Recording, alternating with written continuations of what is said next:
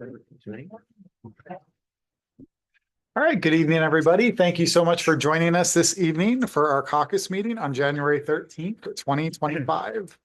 We're going to go ahead and start off our meeting with some announcements. Just a reminder that we do have an early dismissal scheduled this month on January 17th, which would be a half day. We also have a professional learning day on January 20th, which we're very excited about.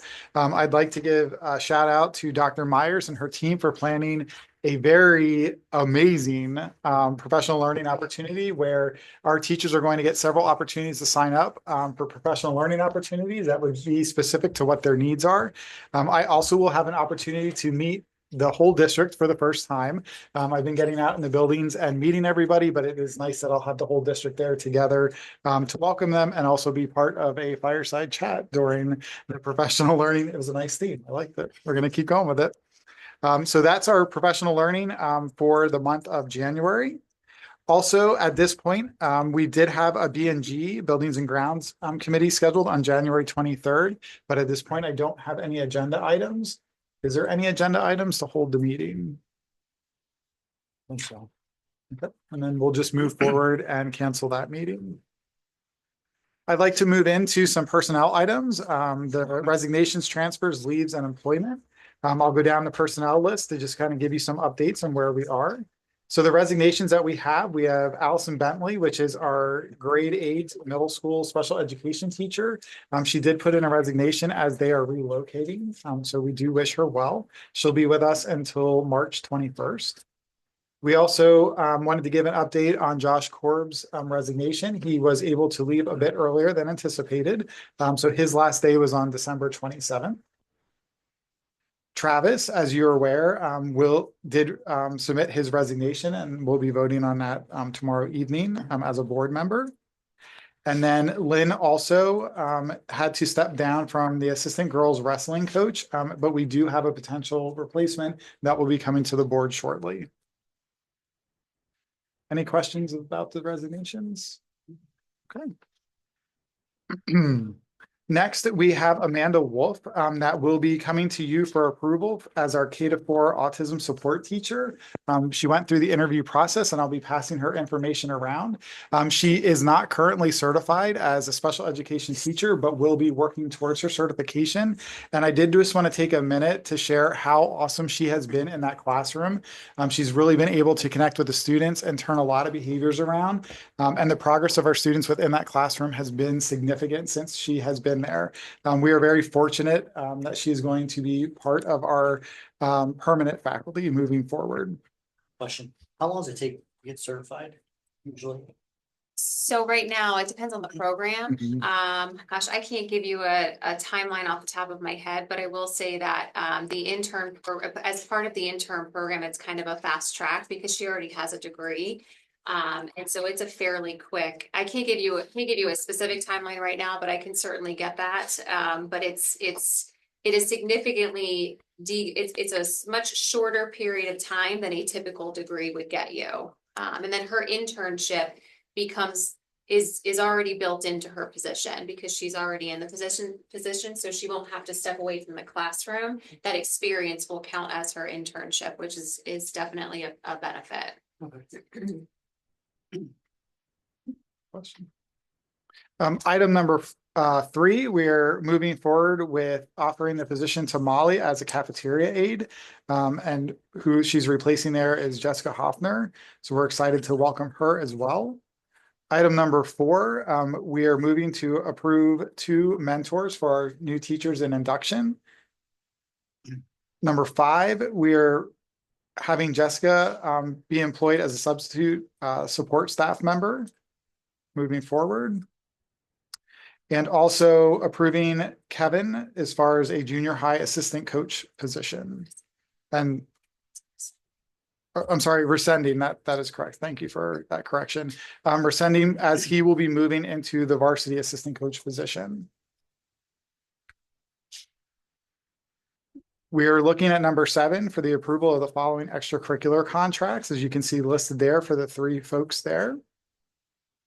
We have the varsity assistant track coach, assistant girls wrestling coach, and the spring musical sound board advisor. we are looking for the approval of Brennan to be the employee as a district athletic game help. And I am happy to say that he is a former graduate of 2021. So we do like to see that our alumni are coming back to serve as support within our school district. And also recommending the approval of Faith Warner as a girls wrestling volunteer coach for the 24-25 school year. And that concludes the personnel items. Any questions? Okay. Great. And we'll move on to the agenda items. For tomorrow evening, we do have listed at letter B, we have tax collector compensation, which we had talked about last board meeting. And Justin, is there anything you'd like to add to that? Yeah, so remember, it's an increase of $1 per bill. This hasn't been increased in 14 years. But this goes into effect January 1, 2026, even though you're approving it now. So it's a whole year in advance. Yep. The next would be the approval of a bus driver, which I have listed there, Katie. And Justin's going to fill you in on the LIU bid. So this is very normal, happens every year. Okay, so this is approving us to be able to go out to bid through the IU, and that's a process that they do for us. It's very convenient in the fact that it's established. With COVID, the number of vendors were trending down, but now they've picked back up, and the process has gotten a lot smoother to almost pre-COVID levels. So this is just very normal. Just you're approving us to be able to go out to bid for those items. Okay, thank you, Justin. This is going to be the Justin show for the next couple items, so we're going to just keep passing it off to Justin. All right. This is again very normal. Our extracurricular contract donation. So currently in the CBA, there is a concession manager position. That position is never filled because we have the sports club. So we donate that money for that position to the sports club since they're the ones that are doing the work. This is very normal. Every year. Yep. I'll keep going. This is the one Jen likes to see every year because she's my alternate, but like I said, every year you never want to go to these, so I'll take it for you. But this is the York Adams Tax Bureau. Again, they do a very good job for us. It is, remember, is our second largest local income that we have, earned income tax. So that's what they collect for us. But this is just establishing me as the primary representative. Jen's an alternate, and also the business manager, Dr. Adams, is an alternate as well in case I'm not able to attend. That way, at least we have representation. Yes. Is the Upper Adams business manager their representative? Yes. Does it go in reverse then on there anyway? No, it's their representative. Right. I just meant their representative to the Adams County then is their business manager. Are you their alternate at Upper Adams? Oh yeah, I'm their alternate as well. That's what I was trying to ask. Yeah, Sorry. yeah, no. Took me a little while. Sorry, it was poorly worded. No, I'll keep going. The audit report, it's finalized. I'll go over that later in the agenda, but we'll be approving that tomorrow as well. And then H, with the arrival of Dr. Sterner, that you'll officially approve all the new bank resolutions that we have to do. But it's just because we have a new administrator, head administrator, that then the bank requires us to fill out all new forms.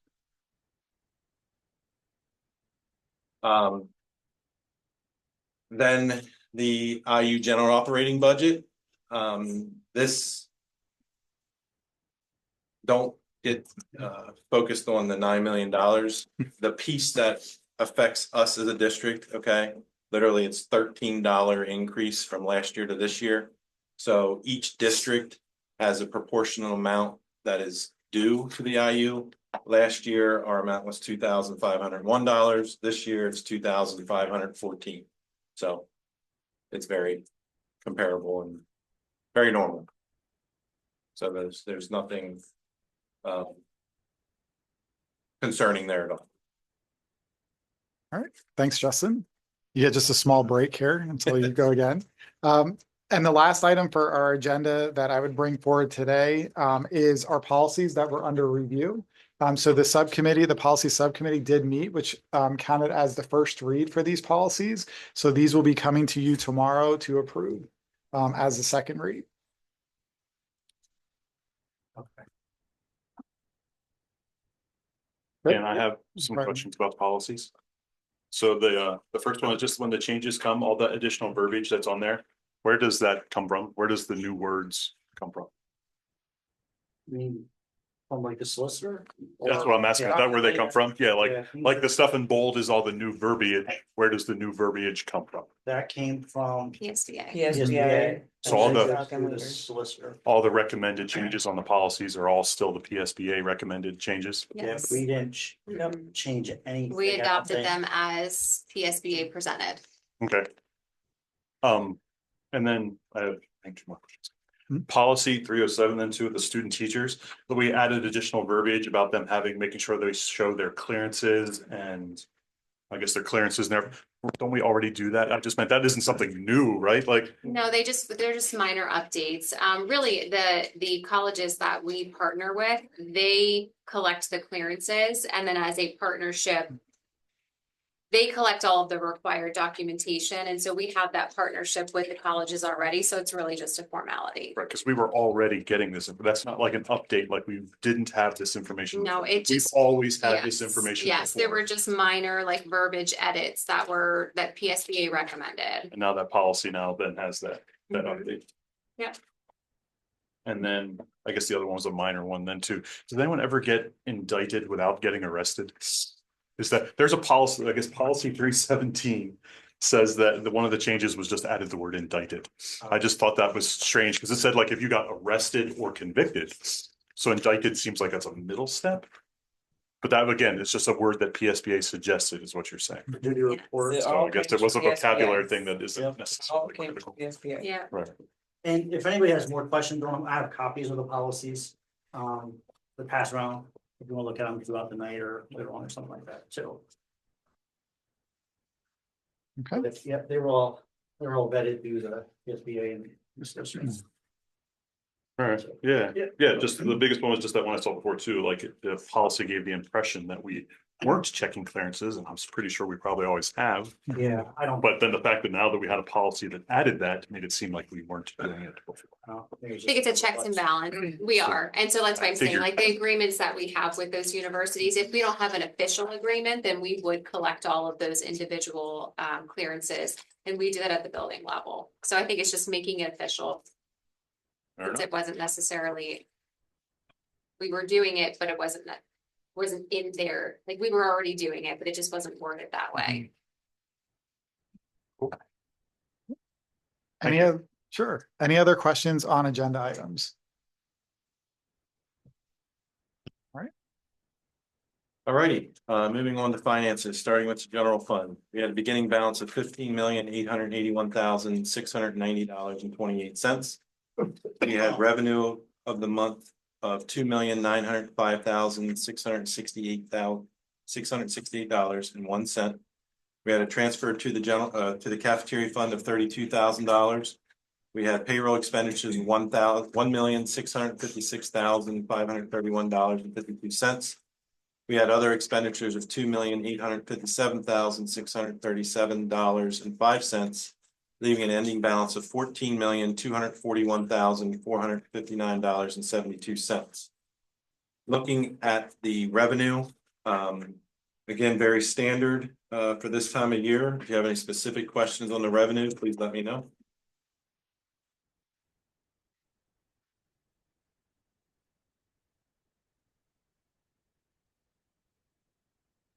And then moving on to the expenses, again, our higher dollar amounts are our cyber charter, our utilities, and our contracted services. If you have any specific questions on any of the expenditures in the general fund, please let me know.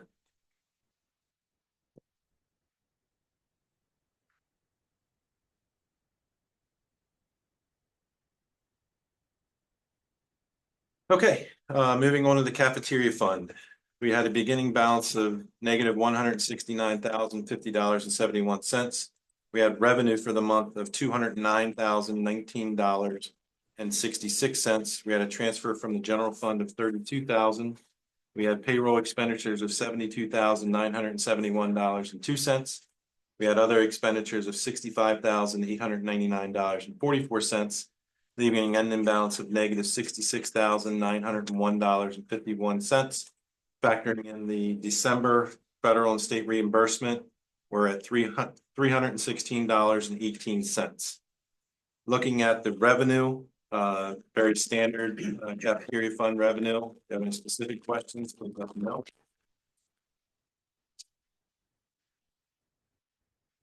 And then on to the expenditures. Again, very standard food service expenditures for this time of year. If you have any specific questions on the expenditures, please let me know.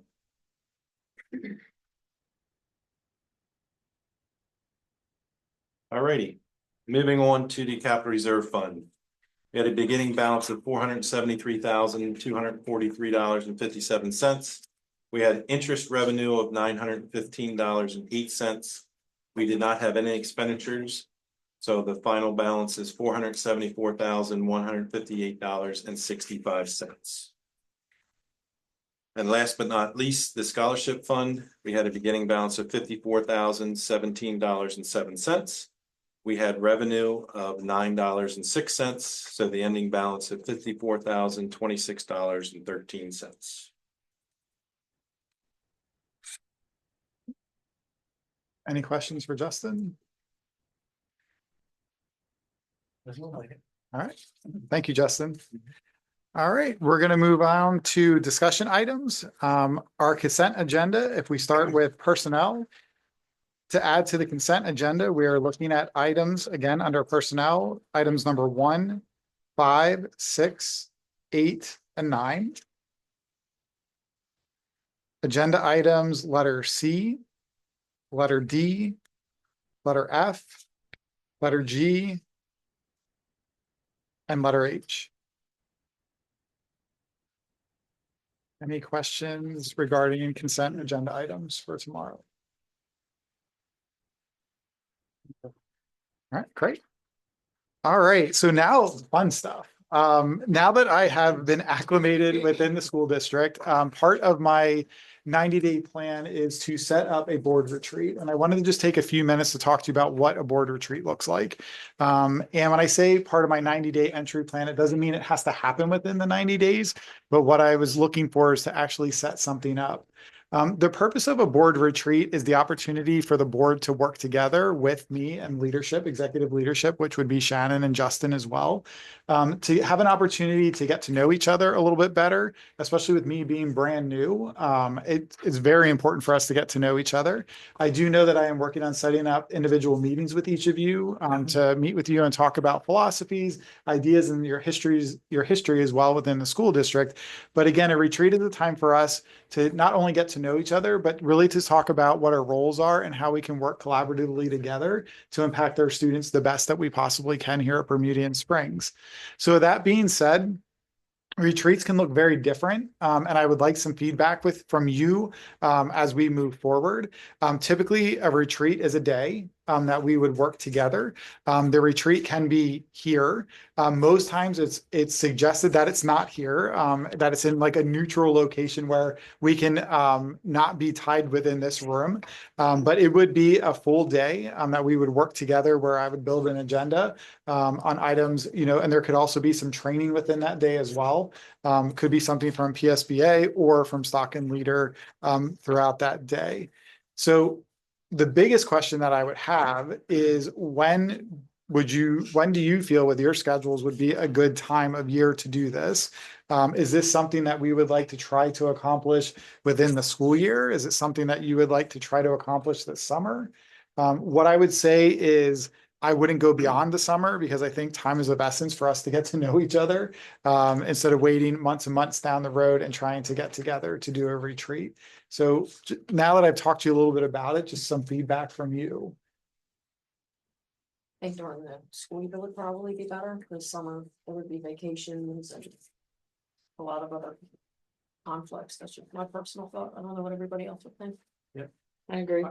I think sooner than later, but I think we should also wait until the new board member gets on, Mhm. so they get the benefit. Mhm. So probably not in the next 30 days. Okay, that's good. There's some planning that needs to be done. Okay. Any other feedback on that? Would you guys want to have it here or have an off-site? I would prefer to have it like a neutral place you described. That way people don't feel like shrinking there, I guess. So there's pros and cons of both.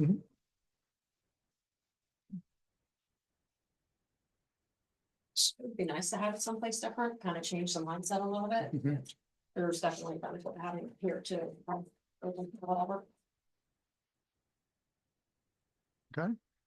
Do you have any ideas or any sites in mind? I mean, as far as venues or? Yeah, I mean, there's quite a few. I've done retreats around this area, a couple different locations. So I just want to look into them and the availability of where they would be. Again, you could do it here. I've run retreats at Ski Liberty. I've done retreats at the IU. It just depends. All the venues in this area are open to it. And it's not like we need a large space to do that. It's just a different place. And ideally you look for a place that there's food either there or that is close by. But definitely keep it local. So the next steps that I would do is I'd start pulling together a doodle or a survey to throw some dates at you.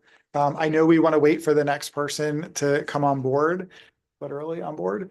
But what I'd like to do is at least get some dates so I can start looking at venues to see what availability is. And then hopefully that individual can chime in on those dates. But I'll be sending something out to you shortly to get some dates down in place.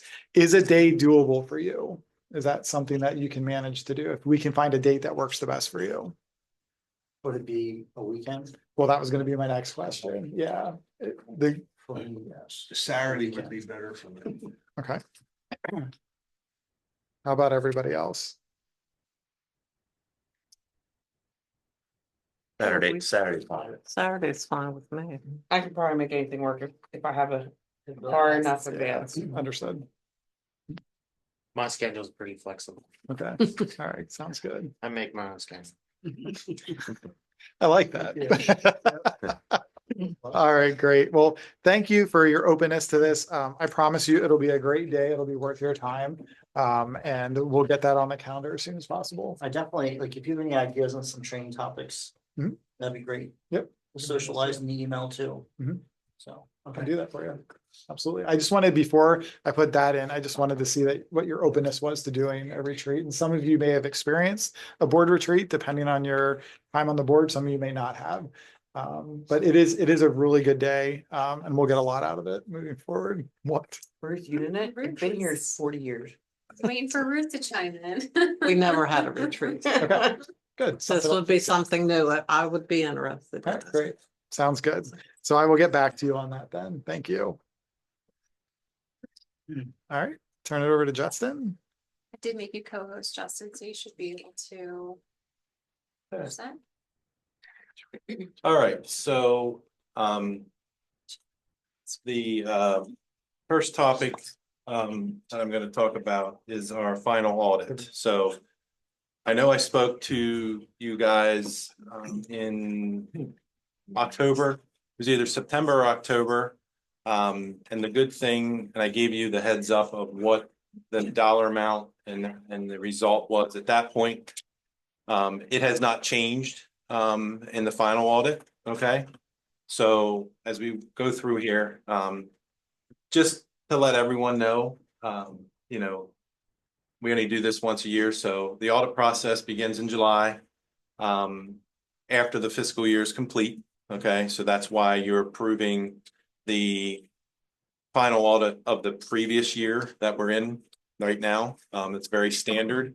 And they actually come out here, our auditors come out here for a week, okay, and they review anything from payroll files to accounts payable invoices to accounts receivable, And they're trying to get all that information as well as looking at all of our federal programs, and things of that nature.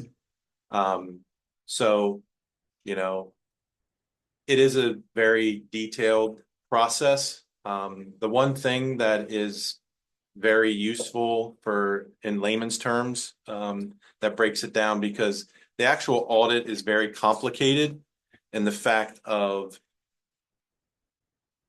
there's a lot of government agencies that get their hands into it and make it very non-user friendly. Okay. So when you look at it, it really doesn't mean anything to the general person. And at times it's very difficult for someone that's even experienced in accounting to understand it, because it's a lot of mumbo jumbo. But what the one part of it is called the MD&A, or Management Discussion Analysis. This is something that we as a district put together, to try to summarize highlights and specific areas. And obviously for the board, one of the ideas, that is very important is the result of financially, how did we do for that year? And then the effect of what effect it has on the overall fund balance. Okay. So with the estimates that I provided in June for you for last year, I was estimating that we were going to add $96,103 to our overall fund balance. Okay. And these are the numbers that haven't changed since when I presented to you in October. These are the exact same numbers that I provided and the exact same reasons. The final audit shows an increase of $726,436. So this is a result of earned income taxes that I've talked about, I think, at the board level for ever since. I talk about them every year, but the reality is COVID was supposed to put a squelching stop to our increase in earned income tax, which is the one factor that we have to look at the economy and how it's affected our district. Okay. And it has not affected our district at all.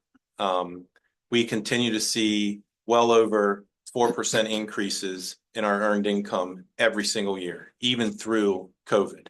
We've had zero decrease in any earned income tax results, and they're actual hard numbers. So they're final. That's true data that doesn't change.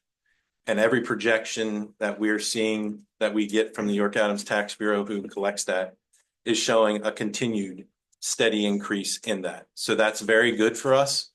But it's one factor that we can have on how the economy is affecting our district. The interest revenue has obviously skyrocketed because our interest rates have been up. And that is a contributing factor. I mean, obviously, we're never going to say no to more money. With the fact of the increase in the interest, and then I spoke specifically about this, the PCERS reimbursement and the way it was distributed. It was a 1-year change. So this year, it's not an ongoing thing. So that accounted for an additional $400,000 because it used to be on a reconciliation process, but now it's actual. So basically they took, last year was a combination of both because that's when they made the change. So it was a reconciliation from the year before, plus we got our actual money. So we doubled up 1 year. So moving forward, we're getting actual dollar amounts for that year. We're no longer going to double up. So unfortunately for this, we're not going to have a substantial increase in the amount that we have in addition that we're putting to our fund balance. Okay. So the final audited beginning fund balance for this current school year we're in now, because remember, this is the 23-24 audit. So that starts the 24-25 budget, which we're currently in right now. Does that make sense? Okay. So that number, that's a hard, good number. That number is $6,543,678. So that's what we're starting this year's budget out with. So with that, I would, and again, that was nothing different than what I shared with you back in October when I had the preliminary numbers. I figured that it wouldn't change, but you just never know as the audit progresses and when they do all their final analysis, but nothing has changed since that point. This is not something that I just do. Actually, Jen Heller, our assistant business manager, she runs lead with the auditors while they're here. Obviously, there's some things that the auditors need to come directly to me and work through. One of those things being our debt service and how that projects out and things like that. But the day-to-day things that they request all go through Jen. And then Jenny Wolf and Missy Swartz, they all do a great job. The auditors are very complimentary of the job they do. And I just want to give a shout out to them for the great work that they do every year. So before I move on to my next topic that I wanted to talk about related to the audit, is there any specific questions or any discussion items related to what I talked about as far as the final audit results?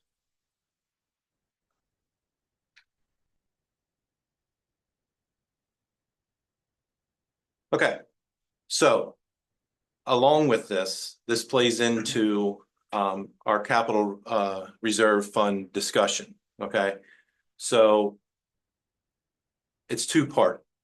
So I know I promised Ruth back when she voted for the approval of this current year's budget, 24-25, about the ACTI, and it was a discussion that we had back then in June. But we can make this decision at any point this school year, but I think it plays in well in the fact of now that the final audit and we have our numbers that are solid, that won't change. Okay, so twofold.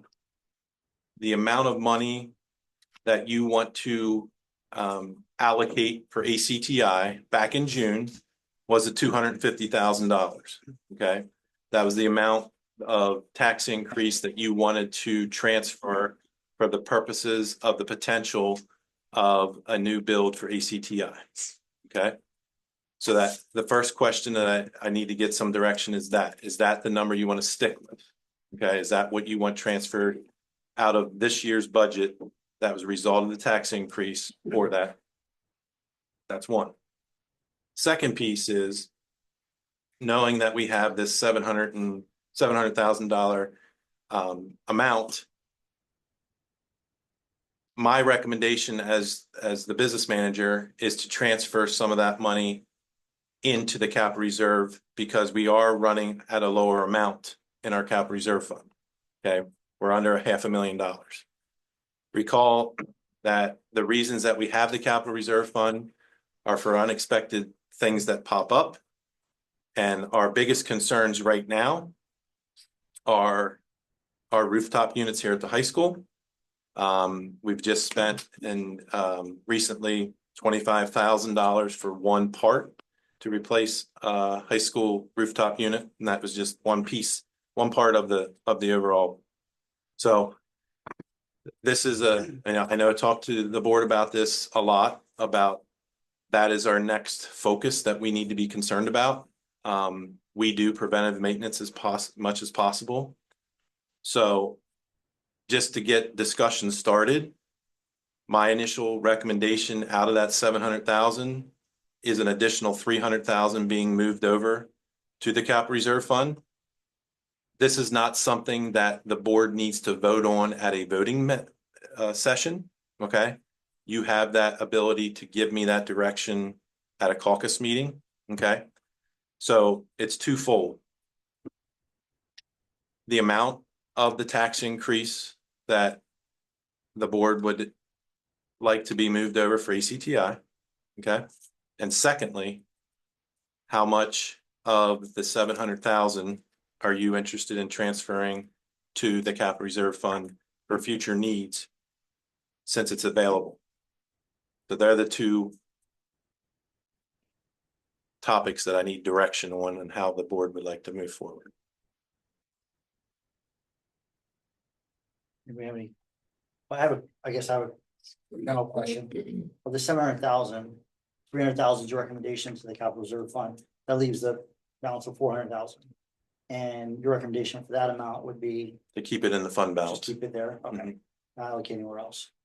And then the second part is, do you want to keep the 250K or ACTI, or do we want to opt that? Correct. That's the second question. Because if you're gonna up, this is what, if you're gonna up the amount, then that's taking out of the remaining 400,000 Okay, that is there. I just want to make sure. Right. Everyone understands that. If you're gonna opt it. Right. Well,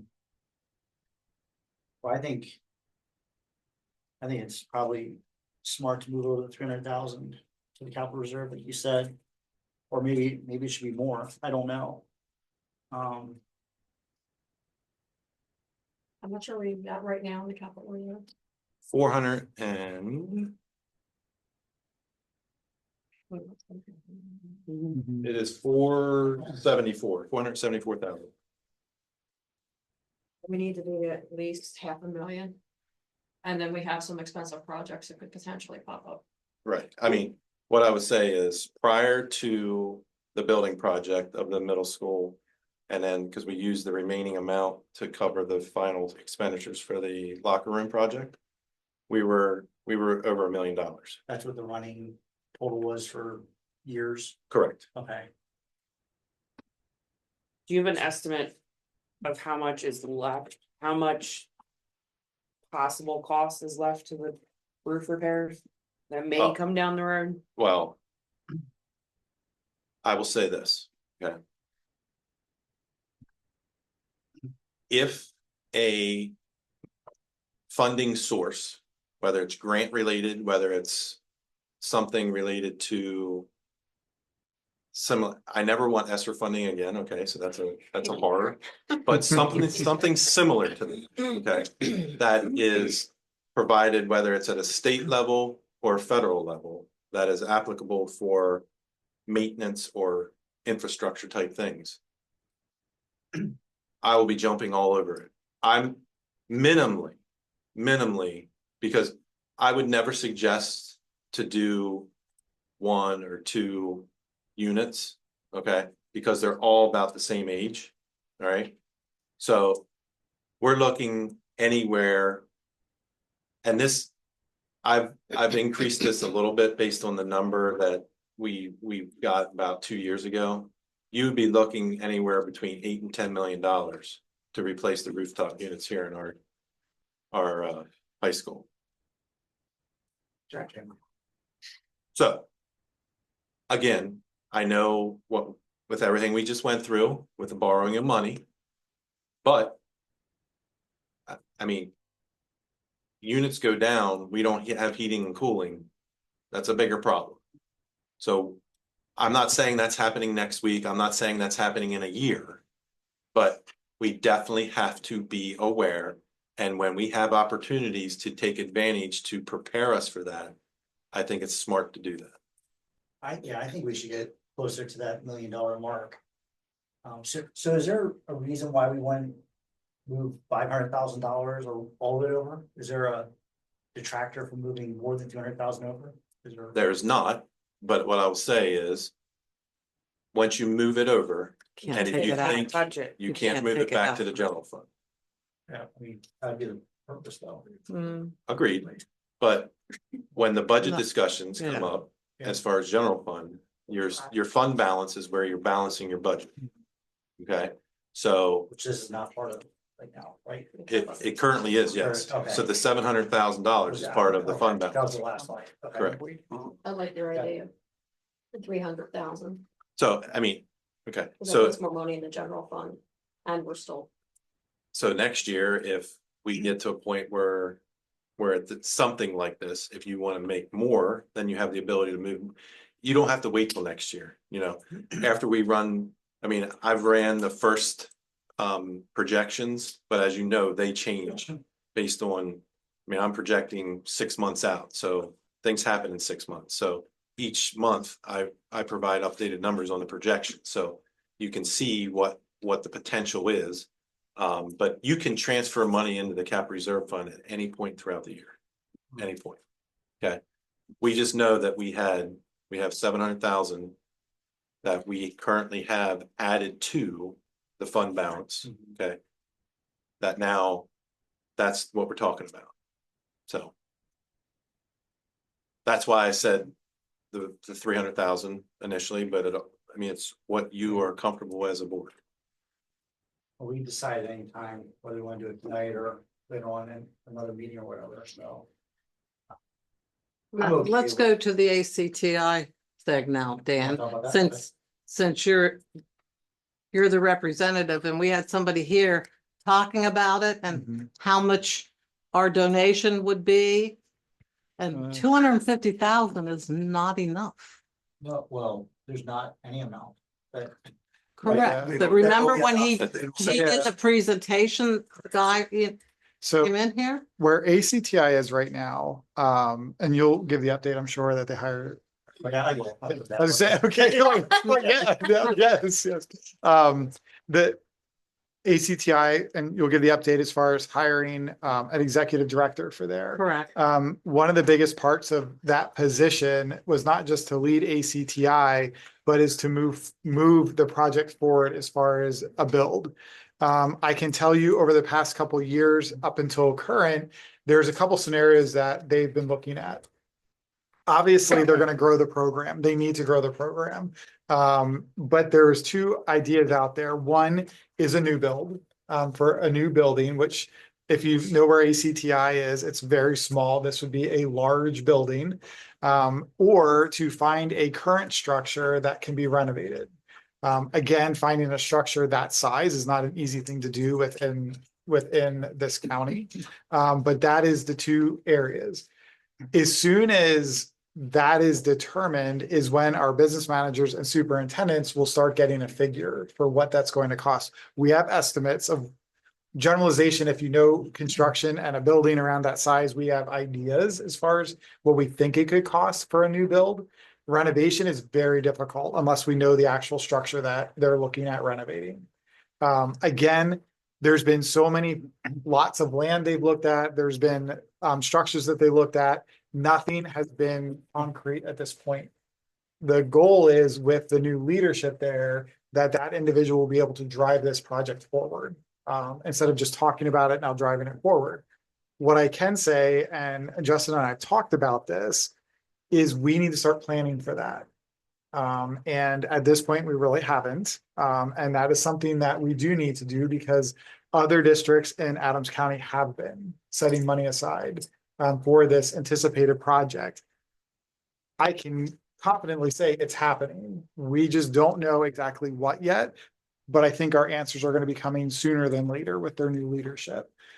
So that is something we definitely need to consider. We've talked about this as far as a dollar amount. I don't know if you want to talk about anything there, but we really don't know yet. So what we've been provided up to this point is for every $10 million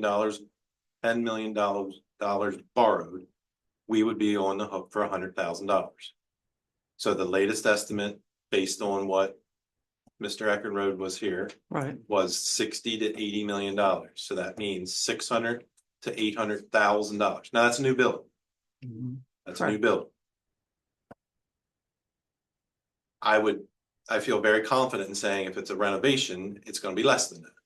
But what it's gonna end up to be, I don't know. I would say the highest you would be is $800,000. Is that where it's gonna end up?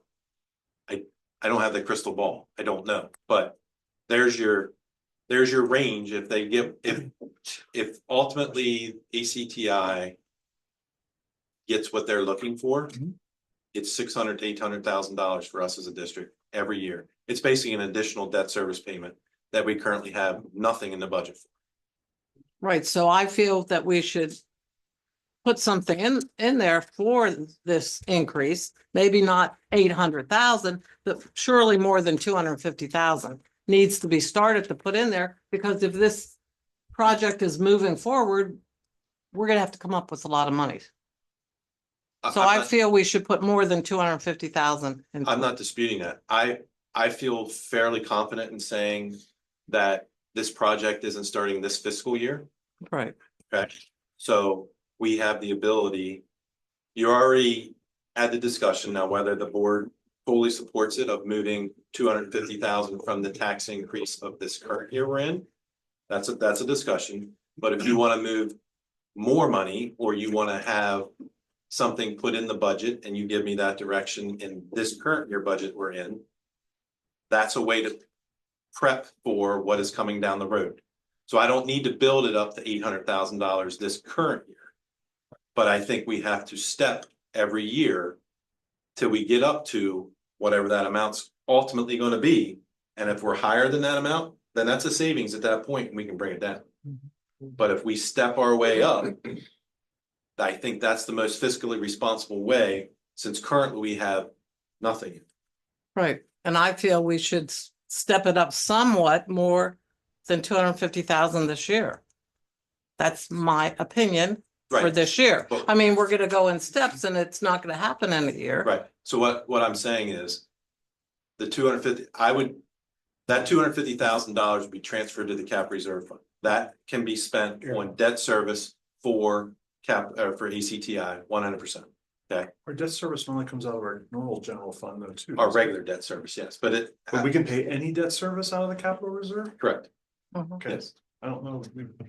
Well, but I mean, the reality of it is, we've never been in a position that we needed to do that. Currently, all of our current debt service Is out of paid- general is fund. out of general. We haven't used capital reserve Never. on any of our debt service, Correct, but we always could have. correct. Okay, I didn't understand. Yes. Sorry, I didn't mean to keep going. No, you're good. So the reality is, what I'm saying is, if the board says move the 250 in this year's budget, so you have that 250, if you want me to add, just throwing a number out, 350,000 out. So now you have $600,000, okay, in total. Now, the next year, probably by then, we're probably looking at a purchase of some kind of borrowing, you know? But then by that year, we could bump it up to 500,000, you know, or whatever it may be. That way you can incrementally get up to where you need to be. Right, it can offset our numbers each year, even though that's be a one-time payment. So whatever year when they need 600 grand or whatever, we're never gonna be able to afford all that in one year. But we can use the stuff in the capital reserve to eat into that. Correct. And then we just have a moderate increase that one year, and then the Correct. following year, we could catch up with the rest of the Correct. increase. That's my idea, correct? Since we have nothing in there now, instead of saying, oh no, we need 600 to $800,000, now we, that has to come out of general fund, we have no option, you know? So would you want to double it? That would be my, I'm just saying, I'm just throwing something out there. correct. Because you said, I think you said. But does anybody else have any opinions on, I think Yeah. 250,000 is not enough I right agree now. with that. So how much do you wanna, I don't know. I mean, I think. I don't know. we I have think to we pick should- something. We yeah. can't just go on, I don't knows. We have to No. decide. We should decide, I feel we should decide tonight because it's already been a while. And we could decide, just put it in there. Cause it's gonna have to be there eventually. So why wait another month or 2 months? You want me to decide tonight? Does anybody else have any opinions on about how much we should start with this year? More than 250,000 I mean, I like Justin's recommendation, is, 350. He said, And And just, then put some of that in for the rainy day fund and for roof units or what have you. so Correct. I don't think I'm explaining myself correctly, so. I know I'm bouncing around here a little bit, but in the current budget I'm working on right now for the 2025, 2026 budget, okay? Hmm. There is $0 in for any debt service for ACTI, it'd be brand new. correct? Yep. What I'm suggesting, in addition to transferring the 250,000 over to cap reserve, is to start Mhm. putting in a line item of $350,000 in this year budget that we're currently working on right now. Okay? So that way, that's there, because I feel confident in thinking that we're not gonna have that full year payment in next year's following. fiscal year. Yeah. You follow what I'm saying? So basically, I'm thinking we're gonna have at least 2 years till we hit a full year payment. Right. Do I have that crystal ball? No.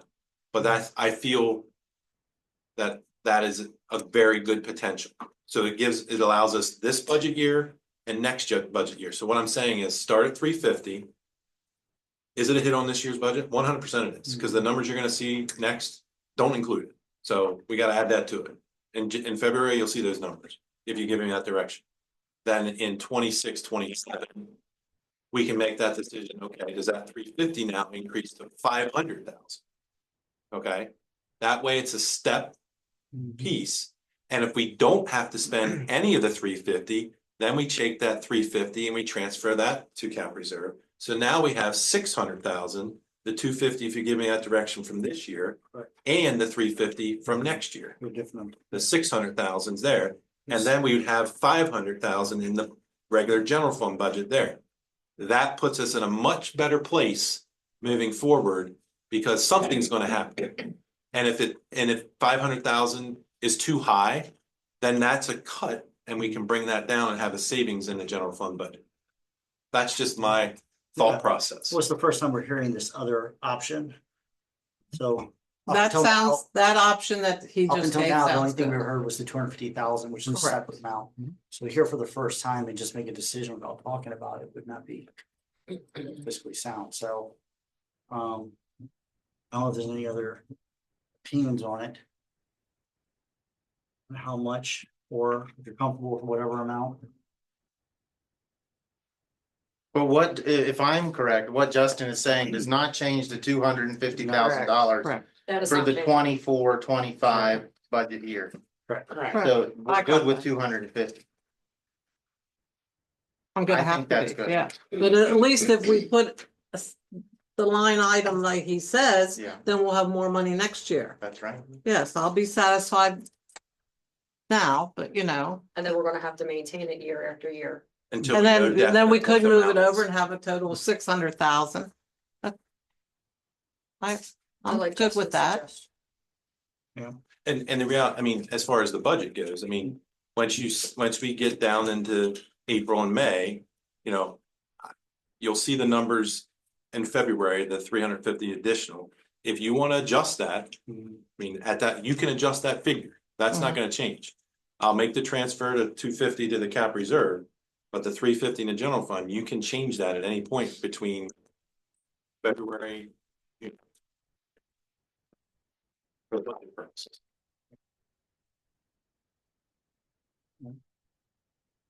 How's everybody feel about that? Yeah. All right. God. Yeah. Mary, See, I know how you feel, Ruth. I think it's a good starting point, and if we need to add to it based on how the numbers come back with other savings or whatever, then we can adjust accordingly. Up until May, pretty much. So you're not May, putting June. all of that money into the cap then now? Well, that's what I wanted to recap. It still seemed like we still want, the last plan Justin said was not putting it all, he was still only moving 250 or 350 to cap. Correct. Where he wanted 250 to 300 in cap just for the rainy day fund. That's what I was getting. But then the 250 for Ruth, we could also move to the capital reserve fund to hold it. There was two items. Right, Right. we could move both items to the capital reserve fund. That's what I was gonna follow. I mean, it sounds pretty clear that all the full board's in favor of moving the 250 for ACTI. So. Right, and that's from the That- general fund. That's correct. Yeah. The second piece is 300. how much of the 700,000 do you want moved over, if any, or do you want more time to think about that? Because again, up until June, you have the ability to give me that direction to move it over to cap reserve at any point. Well, out of the 700,000. It was talked about 3. 300,000 was going to go into the capital reserve to help beef us up a little bit because we're Correct. low. So then we have $426,000 that's in play. Cause it was like $726,000 is what was over. Right, but the 250 is not part of Yeah, the, that's not that's part of it. part of the tax Right, increase. right, That was, correct, so that's separate money. Right, what I'm talking about is we have the $700,000. Oh, I see. So if you take the 300,000 out, Take $300,000 Still from that to put in the capital reserve fund. then you have 426. And that was just for the high school, like Any something was wrong with our unforeseen- buildings. And then correct. out of the $426,000 remaining, that's what we're trying to figure out, how much of that is going to go where. Well, yes, if you want to increase that 300,000, or do you want to keep the 426 in the general fund balance for budgets moving forward? And again, you can direct me to move whatever amount you want at whatever time into the cap reserve fund. Okay, there's no deadline, if you will. This is the reason I'm bringing it up now, is because the final audit is done. Those numbers are real, they're known. So now's the time to have, I felt was the time to have the discussion. So I think, so the 250s, I think we can put that one, and I'm gonna move that. Now it's just a matter of how much of this 726, if any, do you want moved at this point to beef up the capital reserve fund for the potential of what could be coming down the road? I think based on your suggestion, Mhm. 300,000. Right, that was my initial recommendation. That's the piece that I want to see if we're, The 426, what are we going to do with that? Just That put that in stays in the general general fund? that fund. stays in the Okay, general fund, that would be in the fund balance. Is anyone against that idea? Let's say that. Okay.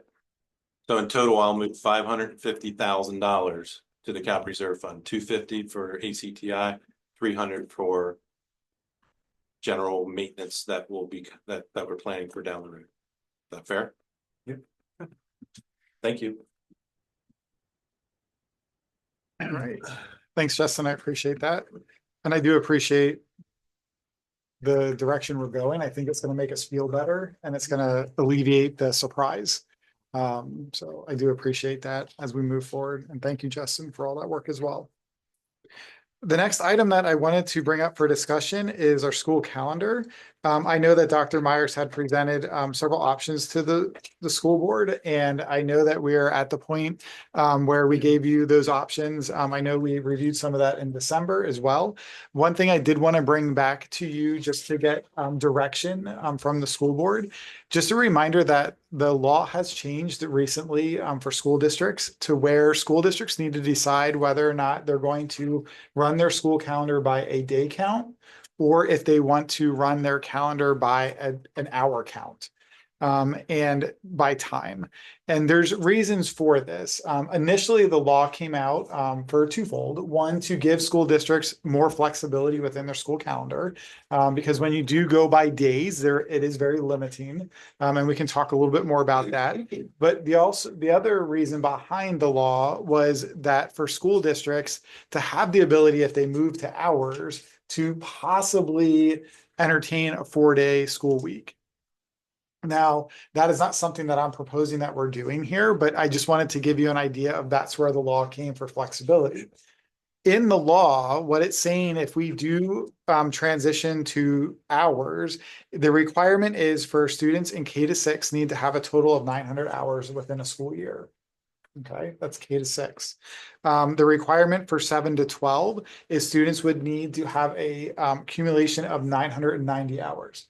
So basically elementary would be 900 hours and secondary would be 990. What I can tell you is once we crunched our numbers within what our requirement is here, if you take those minutes and turn them into days, we are in about, and again, close to in an excess of 15 days that we are over the limit. What that means is if we do transition to time or hours, a good example is we just had 2 snow days. Those snow days are being required because of our calendar, because we're doing a day count, that they need to be made up. Our current structure within the school district is those are remote days, remote learning days. If we transition, and again, this is where the law is coming in to help school districts. If we transition to using hours, those 2 days would not need to be made up. They would be traditional snow days that are not required to be made up because we have met and gone beyond the requirement of hours within our school district. This is not unique to Bermudian Springs School District. I don't want to say all school districts, but most school districts are in excess of days. Now, again, what that does is if we're not requiring our students to make up those days, that provides flexibility not only for the school district, but for families. It also provides flexibility within our calendar as far as making that time up to with teachers down the road, as far as the time that we can have with our teachers as far as professional learning. So at this point, I don't have the calendar per se for you to vote on for tomorrow, because I need direction from the school board as far as where you want to go. Do we want to stick with our traditional day count, or do we want to go to our hour count? Again, if we transition to hours and the time, there's no disadvantage to our school calendar. It's not going to disrupt. We have to tweak things just a little bit, and we do want to just get a little bit of feedback within the district again. But there's no cost to the school district. There's no significant impact. If anything, it allows us more flexibility, which is what the law was meant to do for school districts. Question, okay, so if we go to hours. Mhm. And elementary is 900 and secondary is 990. Mhm. We can still go over the hours, correct? I mean, Oh, yeah. I mean, Yes. I am not for a 4-day No. work school Yeah, week. That was I just mean, that was the I know that initial was just- intention, yeah. But I'm not for that. Mhm. But I'm for the flexibility, but as long as we're not lowering the teaching hours, Mhm. you know what I mean, for Correct. the students to learn, Mhm. you know what I mean? I mean, if you have a snow day, yeah, then, Yes. okay, So that's a let's different. play that out. So let's say, the blizzard of 96 comes again, right? Right. Where, I was talking about, that. That was the year I graduated. Yeah, Yeah. we had extended days as a senior so we could graduate. I remember that clearly. We were getting back in our cars when it was getting dark, but what we would do is definitely, if we got to a certain threshold, I would be consulting with Dr. Myers, because as soon as it would impact the instruction or the learning of our students, then we would have to pivot on that. And we have that ability to do that. Meaning that we could do makeup, or we could adjust our schedule to do that. But again, if we stick with the day count, it is the day count. There is no flexibility with that. The time is meant to give flexibility. I prefer the hour count, because number one is I'm not a remote person. I don't like remote.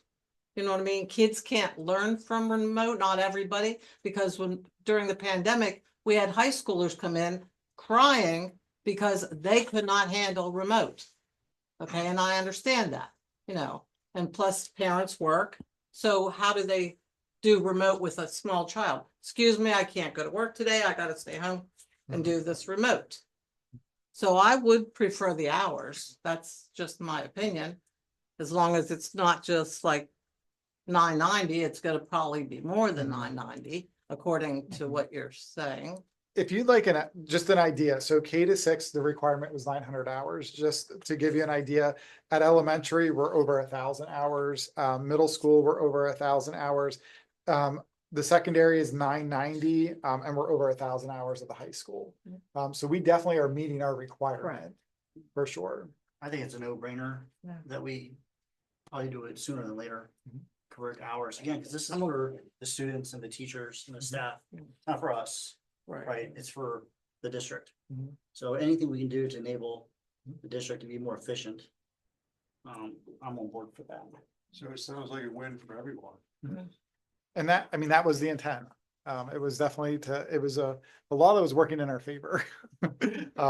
As educators, and it's been a long time coming. They've been looking at this for a while, and it was finally passed. So if it is the wish of the board, what I would recommend then is Dr. Myers and I will go back to that calendar that we had originally proposed, and we'll bring it back to the board in February so that you have something that you can vote on.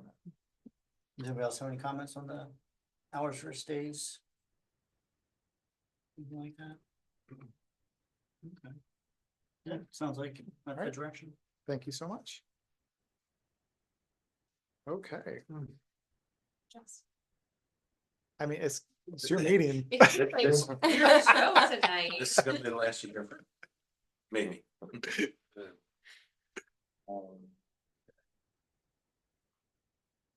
Right. So, that time of year, as far as the general fund budget. So as I share every year, the budget is a work in progress and is very flexible based on updated information received and direction that you provide as a board. So obviously the first thing before I even presented, we talked about, now we're adding the 350,000 to ACTI for ACTI. Again, that is something that is very important because I think it's very important and we do a good job here. Yes, I manage the budget. I watch it. That's my life for the school year, but there's a lot of people that assist in making it work, and you're included in that. Okay. So it's a team approach, and our administrators as well as our staff, both teaching and support, are involved. And they have to be, because ultimately it affects them directly. So that's the point of what I'm trying to say there. The whole goal of the process is to provide updated information as it becomes available between now and final adoption at the June board meeting. Okay. And as usual, you'll hear something from me every month related to the budget. And by all means, if you have questions or concerns, please bring them up sooner rather than later. Okay. Waiting until May is very difficult in the fact that there are a lot of moving pieces within the budget. So the further ahead of time that I can be aware of it, and by all means, there's no dumb question, there's no dumb suggestion. Okay. It's just a matter of giving us time to process everything through to make whatever request you may have work. Okay. Just to provide that for you. So just to recap, the Act 1 index is the base index for all of Pennsylvania is 4%. Okay. Our adjusted index, which is what we have to stay within because we passed the resolution, is 5.4%. Okay. And you'll see later what I've done. I provide you different looks, and last year was the first year I provided it here in January, but I think it's a good thing because then you see from the very beginning the effects of where you may fall and how much money is gained and or lost based on the decision you may make on a tax increase. Okay. And the only time that decision needs to be made is in June. Okay. That's when that is. So all those questions you may have can definitely play into ultimately that final decision. So just remember that the Act 1 index is a compilation of two factors. It's a statewide factor, and then it's also the federal employment cost index for elementary and secondary schools. That's a nationwide. So it's not just something here in Pennsylvania. It's both federal, nationwide, and state. So that's how that index is generated. And then the Act 1 index takes into account our market value personal aid income ratio. So that's why it increases from 4.0. So individuals, and the market value personal income aid ratio is basically the state's way of measuring. There's no other better way to say that, yeah, wealth. So basically they're on a scale of 1 to 0, 1 being basically you're poor. If you're above 0.5, we're on the poor side. If you're below 0.5 to 0, you're on the wealthier side. And we're 0.65 around there. So that's why the increase of 1.4%. Okay. All right. So this is nothing new, but just a refresh. The index is not only the limit by which we can raise our taxes. Okay. It's also a measurement of how much need the school districts have based on economic conditions. Okay. So those two factors, the state factor and the national factor, okay, they always are a year behind. So what I mean by that, so the factors that created this year's index that we're using are last year's from statewide and that nationwide, okay? That makes sense? And obviously, as we talk about all the time, we're not immune to the economic downturns of the past few years. And it's just evident by the continual increase in expenses that we face, okay? So, as I've historically done, okay, the current budget, and this is like a 30,000 foot level. You'll get more detail as we go each month, okay? And if there's something specific that you're looking for, by all means, let me know.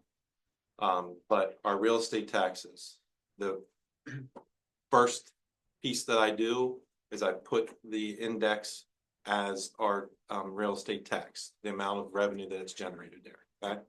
So that's at the 5.4. Our earned income tax projections, there's, like I said earlier, continue to increase in a local earned income. That is a great thing, because if that would ever turn down or anything, that obviously affects us pretty heavily, okay? But there's nothing showing that that's going to happen. So that is a good thing, and that shows a pulse of how the economy is affecting us as a school district and our taxpayers. So again, investment earnings are projected to remain strong. I know we have new leadership in Washington, so obviously that could play into it, but I don't think that's all going to happen in 1 year. So I think there'll be some decreases in the interest rate, but I don't think we're going down to the lows in the ones by any stretch in 1 year. Could be wrong, but that's not what it's showing. Our revenue from other LEAs, so this is our consortium students that come to us for our emotional support classes that now we have at the elementary school, as well as the middle school, as well as the high school. So we have a full continuum now. As you recall, we opened up the emotional support class at the elementary school last year. So we have a full continuum. So right now, we are projecting that the amount of students that those districts send to us are projected to decrease slightly. And that's reflected in the budget right now. But that's something that I will meet with Mrs. Schaefer on probably a monthly, if need to be, bi-weekly process, because special education is something that I speak about it all the time, that is very volatile. And if we know of students that are coming in, I know they just had early intervention meetings last week, so I'll be meeting with her, and fingers crossed that there's nothing exploding that is coming our way for next year. But the potential of special education and the costs associated with that is always up in the air, as far as a move in or something coming to us, like I said, with the early intervention, things of that nature. So we'll continue to watch that throughout the budget process. Our state and federal revenues, like I do every year, I keep them exactly the same unless I know for a fact there's changes that are already going to be made, until I at least see the governor's budget proposal. But more than likely, it's going to be a lot longer than that, because as we all know, we have a Democratic governor and we don't have full Democratic control in the House and Senate. So it's going to be like a negotiations process. He's not going to get everything he wants, so we got to see how that all plays out. Over the last couple of years, we've actually benefited pretty well from state funding and the increases that we received. But again, initially the budget shows the exact same dollar amounts for both state and federal that we currently have for this year. So moving on to the expenses. So this includes our estimated increases for professional staff, as well as increases for support and administrative staff. The group insurance, if you recall from our meeting with our benefit consultant, our current cap, which is a great thing we have, is 17%. Our claims are running decent, but it's not through the whole period yet. So we hope that we continue to run in a positive direction so that that number is going to come down, which will obviously benefit us. So that's the highest it potentially can go. And that's where the budget is currently. Okay. So last year, we were not in a good spot. We were very glad that we had the cap because we would have been much higher if we didn't have the cap. This year, we're looking better, but we have a couple more months to go before we can feel really solid that we're going to get less than it. So fingers crossed that will stay the same. The Social Security and retirement, those are the percentages. They are solid. The retirement, actually, it was actually projected to be 34.72. It only increased. Currently, right now, this year, it's 33.9. Okay, so it increased 0.1%.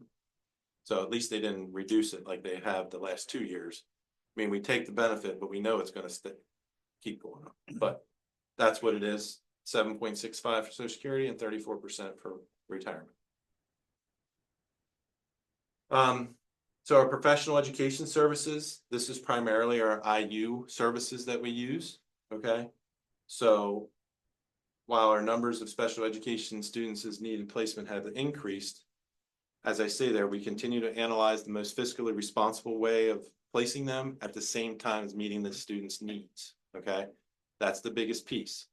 You know, obviously it's one piece of the overall puzzle when we have special education students. You know, the biggest, most important piece is we're meeting the needs of that student.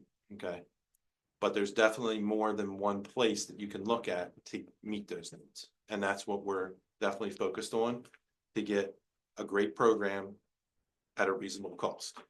Okay, so sometimes the needs are very severe, and that's when the dollar amounts go up, and we do not have a choice in that matter, because if we don't meet the needs, that's when the dollar amounts can go sky high as results of things we don't want to really even talk about.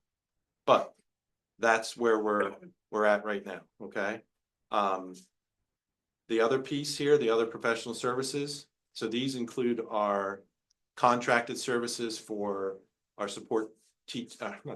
our substitute teaching services. So for our teachers, substitutes, our speech services, our occupational therapy services, our behavioral therapy services.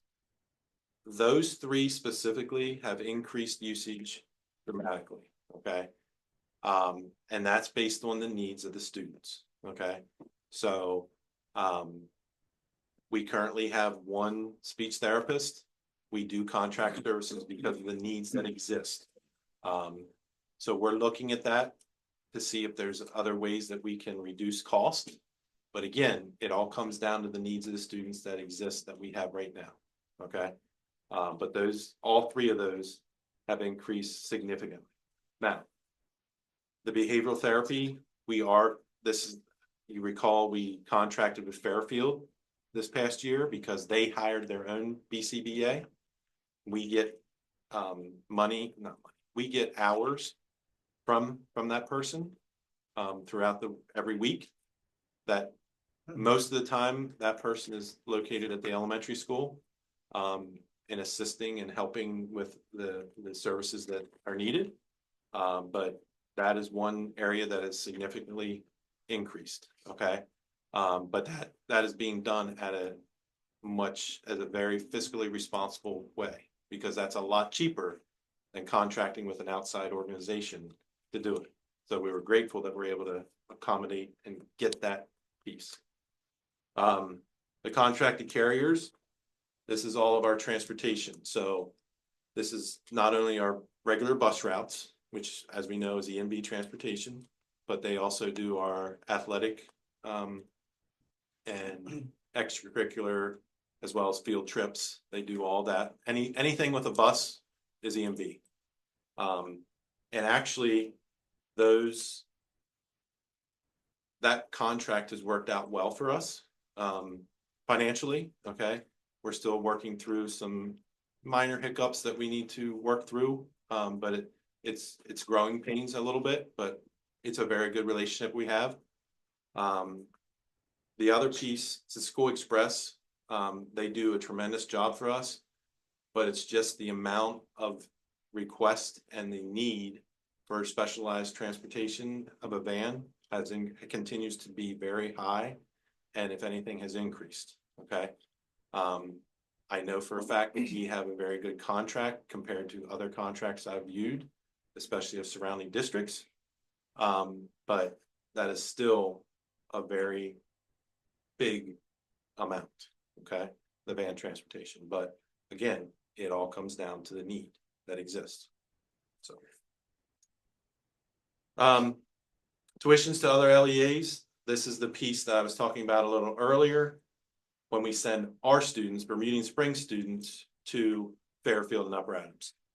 Over the years, this has saved us millions of dollars. I'm not gonna name, I don't have the exact number, but it is in the millions. Because instead of having to send people to the IU or to outside agencies for education, we're able to send it to Fairfield or Upper Adams that are part of our consortium, our special ed consortium, okay? So we're getting this at a much reduced cost, but also meeting the needs of that student, okay?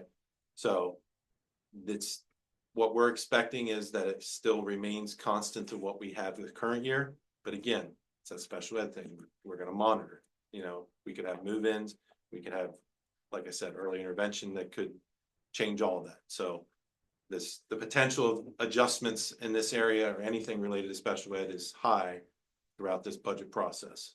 We'll just keep, and I will definitely inform anything that happens.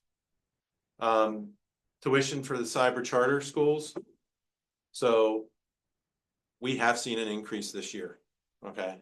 Currently, we have 117 individuals enrolled in cyber/charter schools, okay?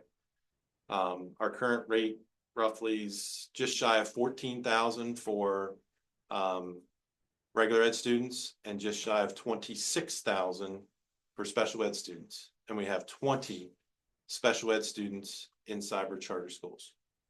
Okay. So that 117 figure is almost to the point, if not at where we were in COVID. Okay. So we will continue to monitor that and update that as needed, but right now it's based off of those figures that I'm just provided you. The tuition other, this is both special, it's primarily special ed students, but there are some regular ed students based on whatever needs they may have. But this is our outside placements, so River Rock, Yellow Breeches, and Marquee. Again, we always analyze these. Sometimes the need outweighs, sometimes there's definitely a need, even though the cost may not be the best that we want, okay, given on the situation. So this could be, there could be some disciplinary reasons in this. There could be other special ed related issues here, but again, there's certain things that we don't have a choice as a district where we place, okay?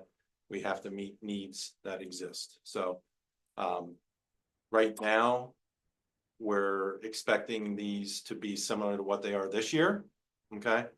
But again, this is definitely fluctuating based on any move-ins or potential things that could happen. So this is an area that could change.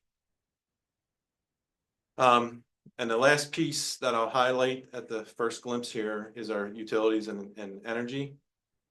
So electricity has remained fairly constant for this budget year compared to last year.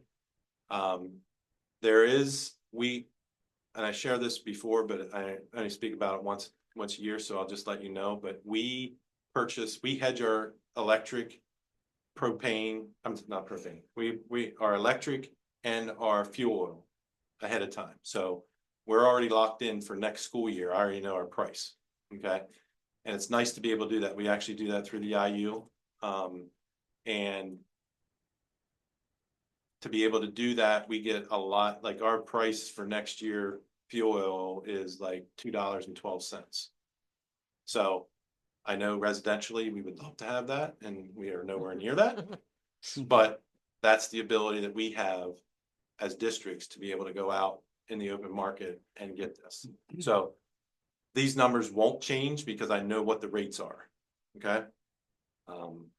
Justin, when you do electricity, when you buy it in bulk, is it like a set price per kilowatt hour or whatever already? Is that how it works, or is it just they budget $10,000 a month or something? So each district that participates within the IU Energy Consortium, okay, has to provide how much usage they utilize throughout the whole year. And then obviously it's an estimate, okay, because you're basing it off. I base it off a 3-year projection for the previous 3 years. And then unless there's, like when we moved into the new middle school, that was a total. Shot in the dark. Right, exactly. But I obviously estimated high so that we weren't short. But and it's the same thing with fuel oil. And then if like some districts that buy, that have their own bus fleets, they buy diesel as well. They have to provide how many gallons of fuel oil they use per month and how many gallons of diesel. And then based on that, the market, we utilize two different companies that we work with for the, and they go out and purchase, we usually purchase 25% at a time based on the rate. And they basically the consumption. So let's just say we have 500,000 gallons throughout our entire consortium. So we take 25, we'll buy 25% at whatever rate it's at when we feel that it's a good buy. And we've been very successful in that. And if it's a real low number, then we'll just buy the rest of it. Yeah, And electricity works similar. absolutely. Yep. Kilowatt hours. That's what I was looking. Yep. Thank you. So the only the two remaining items, I think one of them we talked about earlier here. So I'm saying here, unknown budgetary items for 25-26. So the ACTI funding, I feel good. We're at least in a positive direction there. What we're gonna do, so you'll see that update come February. As everybody's aware, I mean, we're currently in negotiations with the teachers union. So as we work through that process, where is that ultimately going to end and what's the effect on the budget? So those are the two items that are right now unknown, if you will. I mean, obviously we'll prepare as much as we can. But as things progress and we get closer to what a final agreement might look like, then we can get more solid figures. So they're the two items that I think right now are the two unknowns right now. But again, we talked pretty good about ACTI and have a good plan there. So that one is pretty good. So next, here's the value chart that you guys like to have as far as the different options. And again, I based this off of something similar I did in years past. So option A is the Act 1 index. That's the green area. Okay. So that's the 5.4%. So that shows you 5.4% tax increase generates $797,000. There's the millage increase. And then the breakdown of how much that's the monthly average for an average assessed property. Okay. And each one of those municipalities. So the red area is at a 3.6%. Okay. And that, just to recall, that's what we approved last year's budget at 3.6. So you're at 531. Option C is at 1.8. That's the yellow area. That generates 265,000. And then option D, obviously 0. And then as you can see there, that the revenue lost is the 797,000. And each one has how much cost it would be for the average assessed property in each one of those municipalities. Okay. And then just in summary, like I shared, and I hope everyone understands and realizes, it's always open to discussion with the administration or suggestions related to the general fund budget. And again, I'll stress, if there's definitely any items or non-negotiables for the budget, please share that with us up front as soon as you can, because the sooner we know, the better we can plan and make recommendations and adjustments as needed. And again, at the end of the day, the goal for all of us is to work together and provide a final budget in June that's great for students, staff, taxpayers, and the community. So with that, I'll open it up for any questions or discussion. That was a good update.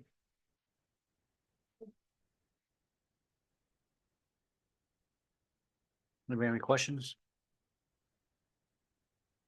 No. Thank you. Yep. Thank you so much, Justin. Appreciate all that work and look forward to working through the budget as we move forward. Yep. All right, Dr. Myers.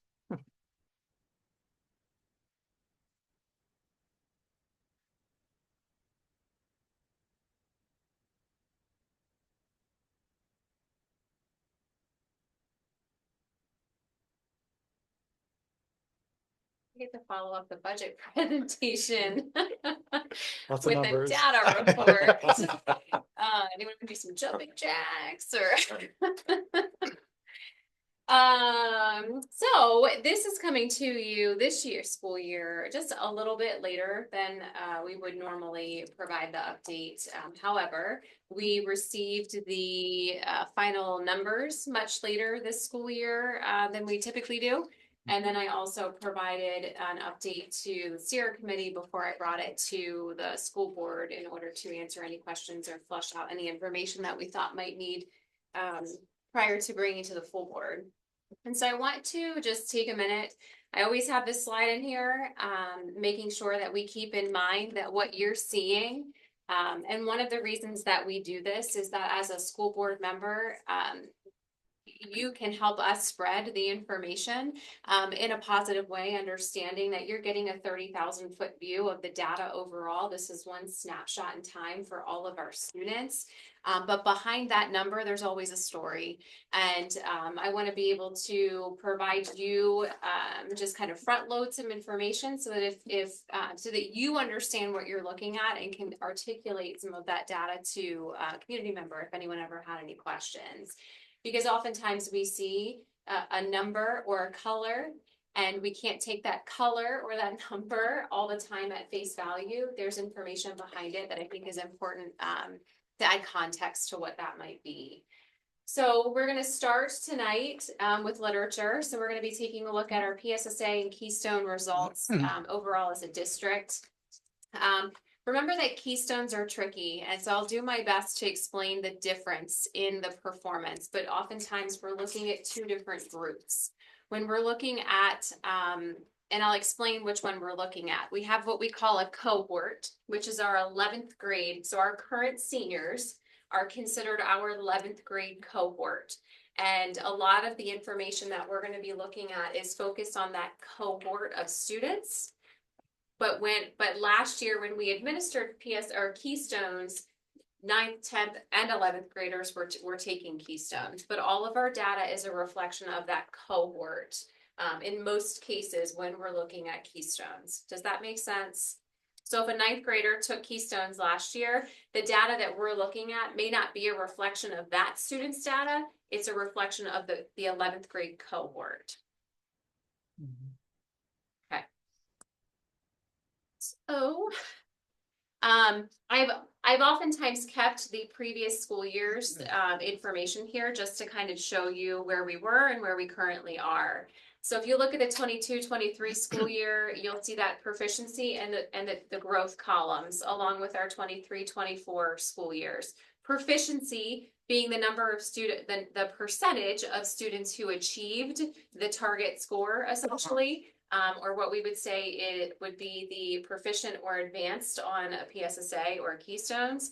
That growth is what we call, or we kind of explain that every student has what we call an entering and an exiting achievement score. And we tend to, what that score is telling us is that they made the growth that they needed or exceeded that growth based on that entering and exiting score. So every student, based on performance over a number of years, is provided those scores, and then they use those scores to determine as a school district if we are meeting those targets or not. So last year, this is where we have to be able to tell the story. And so at the elementary building, our students did not meet what we call the interim target.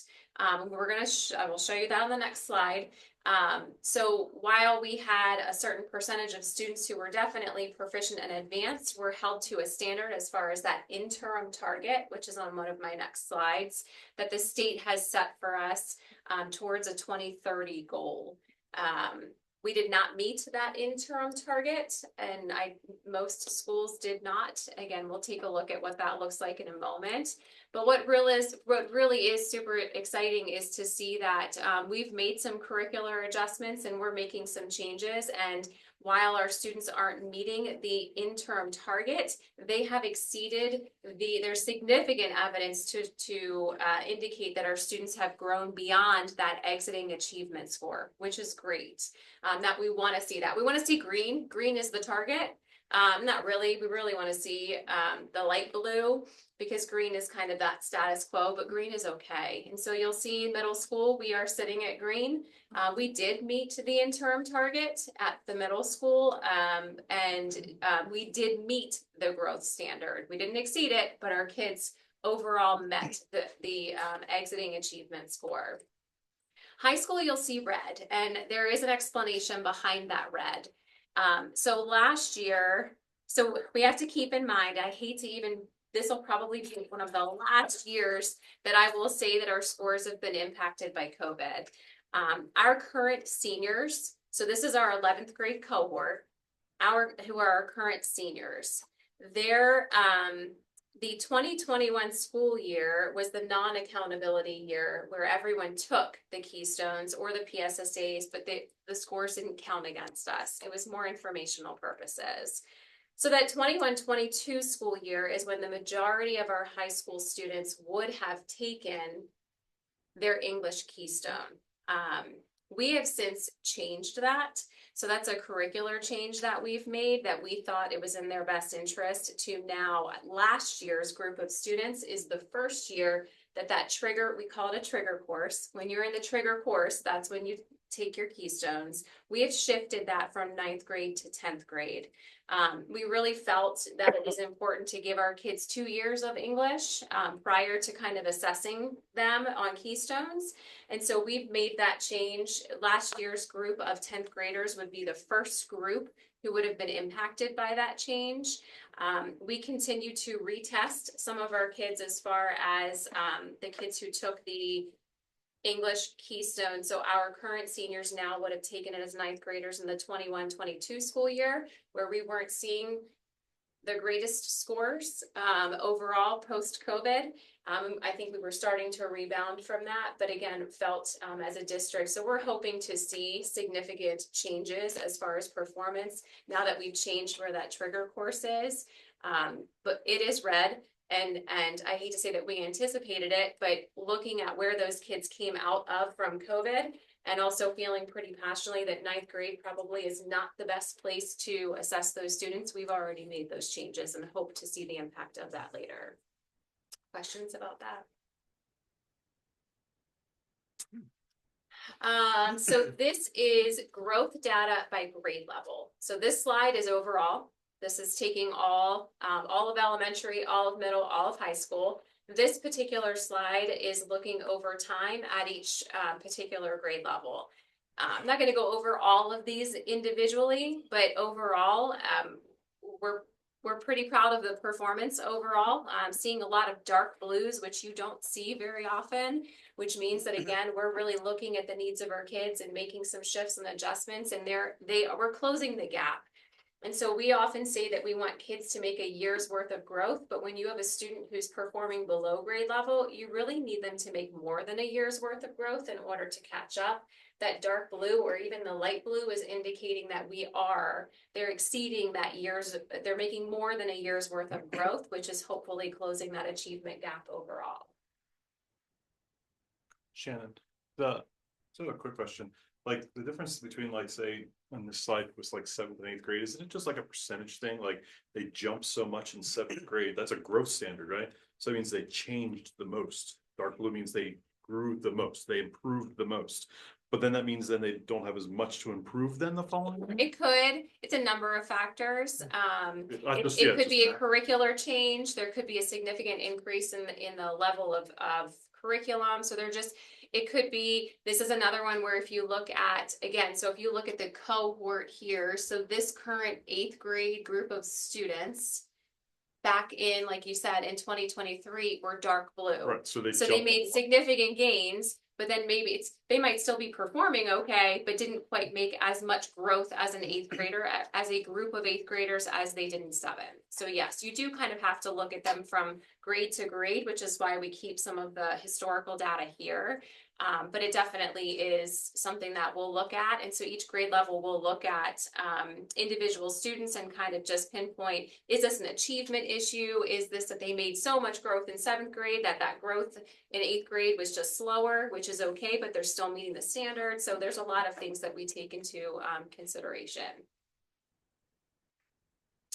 So this is just the state comparison. I do this just as a general snapshot.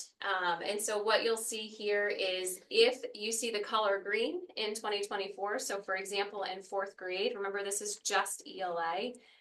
If you see green, we're above the state average. So the state averages are below in the gray area here. So 4th grade, state average was 51.4%. We were above that at 53%.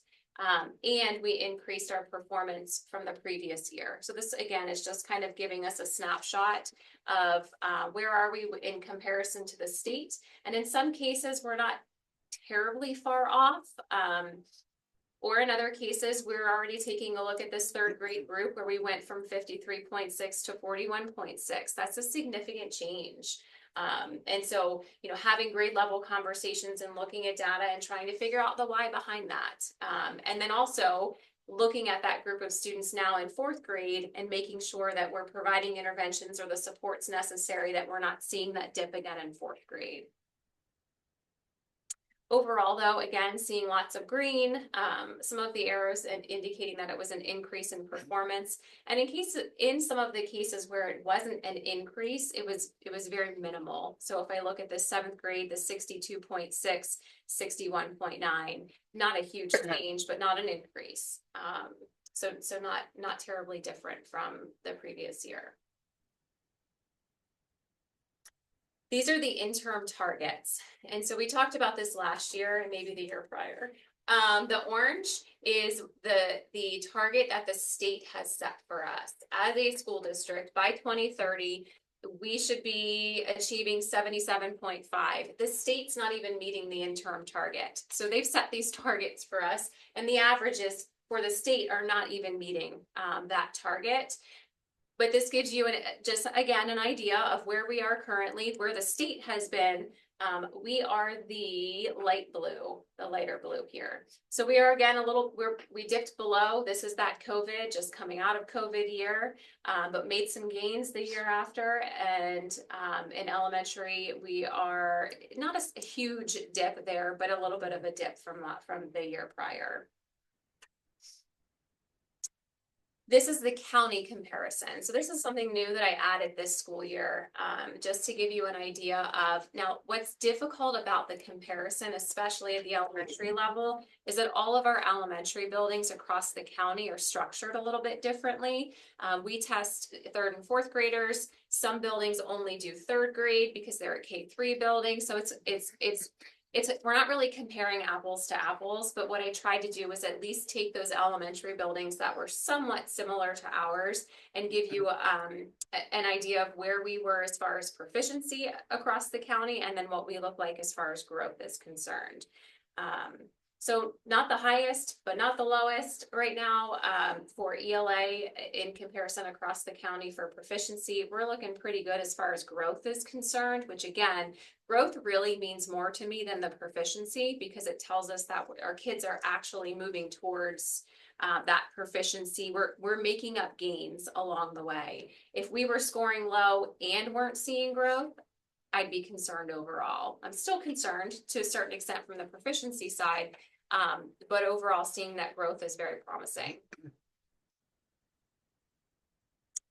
This is the middle school. Again, just kind of showing you a visual here of the orange being the state set target, the dark blue being the state. We're like hand in hand right now with the state.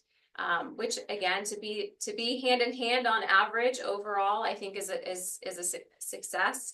And definitely due to a lot of the work that I think has been done the last several of years at the elementary and the middle school levels.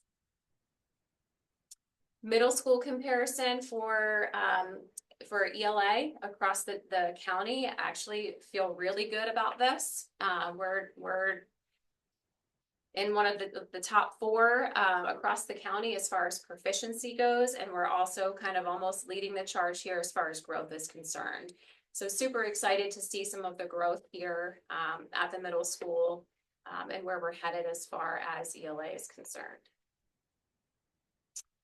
High school, again, this is just super, super tricky to look at. I know it looks really bad, but you have to really keep in mind that because we're only looking at that 11th grade cohort, Keystones are so tricky for me right now. When you really look at the number of students or where those students were when that trigger court or when they took that Keystone, they can retake, and we've definitely created a system where we're trying, we didn't retest students very frequently at the high school level if they didn't pass the Keystone.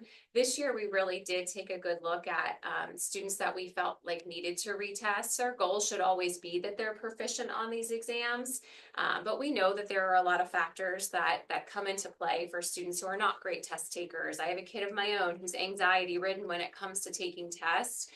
But we really did feel it was important to provide kids that second opportunity to at least attempt to pass or bank a higher score. I don't want to get into all of but they bank their scores. And so as a 9th grader, if I take a Keystone and just pretend I get a 1230, I just made that number up, and I didn't pass, but then I take it again as a 10th grader, I'm still basic, but maybe I got a 1250. I bank the higher score, and that's the score that's used for accountability purposes as 11th graders when we start to take a look at some of this. So again, but even when we look at our performance in comparison to the state, we're above the state. We need to really take a look at the growth, I think, in the proficiency levels. And I think making that change and when they're taking that assessment we're going to see a pretty significant difference. Again, not the lowest, and I think right in line there on average for high school as far as ELA is concerned. I think looking at it, or as literature for Keystones is concerned, I think looking at it in these ways kind of, when you just see the red, I think you see it doesn't feel so great, but when you start to take a look at where some of the other schools are and kind of what we look at across the county, it's not as daunting when you just see the red color. That was literature. Just math and science to go. This is in the folder, and so if you'd like to look at it later, you're certainly welcome to pull it up. So math, again, we're going to work through a little bit of this. This is an area that we know has been a significant challenge for us, since prior to even 2023. It's an area that we really felt passionately about taking a look at first when we started our curriculum rewrites. And so I think we're doing a lot of work here that won't be reflected for the next couple of years. But again, taking a look at some of these other slides, I think we'll kind of unpack really what these reds mean and where we are in comparison to other school districts. So this is again, broken down by grade level. So seeing more of the greens and the light blues, we're still seeing some reds in some specific areas. Grade 6 seems to be an area that we probably need to take a little more of a focus on and dig into the why behind that. But overall, we're seeing greens and light blues. That dark blue, our 8th grade algebra Keystone, should be dark blue. That's where, our students taking algebra as 8th graders, we definitely should see them performing at that dark blue. And they have been for the most part throughout the years. We get a district, we also get a district overall algebra score because it lumps in the 8th grade. So while our keystone for the high school algebra is red, because our 8th grade blue, because our 8th grade growth is blue, our overall average came out as green. Does that make sense? So that green is that 8 through 12, where the keystone 9 through 12 is just the 9 through 11 technically. So again, just another view here. Where are we within the state? Comparison to the state, where are we seeing increases from the year prior? So we have made, I know it doesn't look huge, but we have made some pretty significant changes to algebra. And when how we are selecting students for algebra, we've really kind of raised the bar. Those students should be outperforming and really should be performing at high levels. And we've really taken a look at how we're determining who starts algebra in 8th grade. So we've seen a bit of an increase there. We're excited to kind of see the impact that might even have on the high school long term. Really just because we think it's important that we make sure these kids have a solid foundation. They can score proficient in algebra as an 8th grader, but is that really what we're looking for? Or do we really want to make sure that they are scoring advanced as an 8th grader on an 8th grade math? And we know that on PSSAs, and we know that foundation is solid, so they're more prepared and ready for algebra and some of those other math courses that they're taking at the high school level. So we're seeing some greens, definitely seeing some arrows here. So this is a little more promising than what we see in just the red and the green and the colors, but still continuing to work on this as a district. We've just implemented our new curriculum frameworks this year for math. Historically, I mean, from a research standpoint, we're really not going to see the impacts of that for another 3 to 5 years, but we're continuously making changes to hopefully just improve the achievement overall for our students. Is this keystone grade 11, the green column at the end, so that's just be 42.7? Because it's below it, the state says 41. Oh, I may have made an error. 6 or I'll double check it. It's probably an error. okay.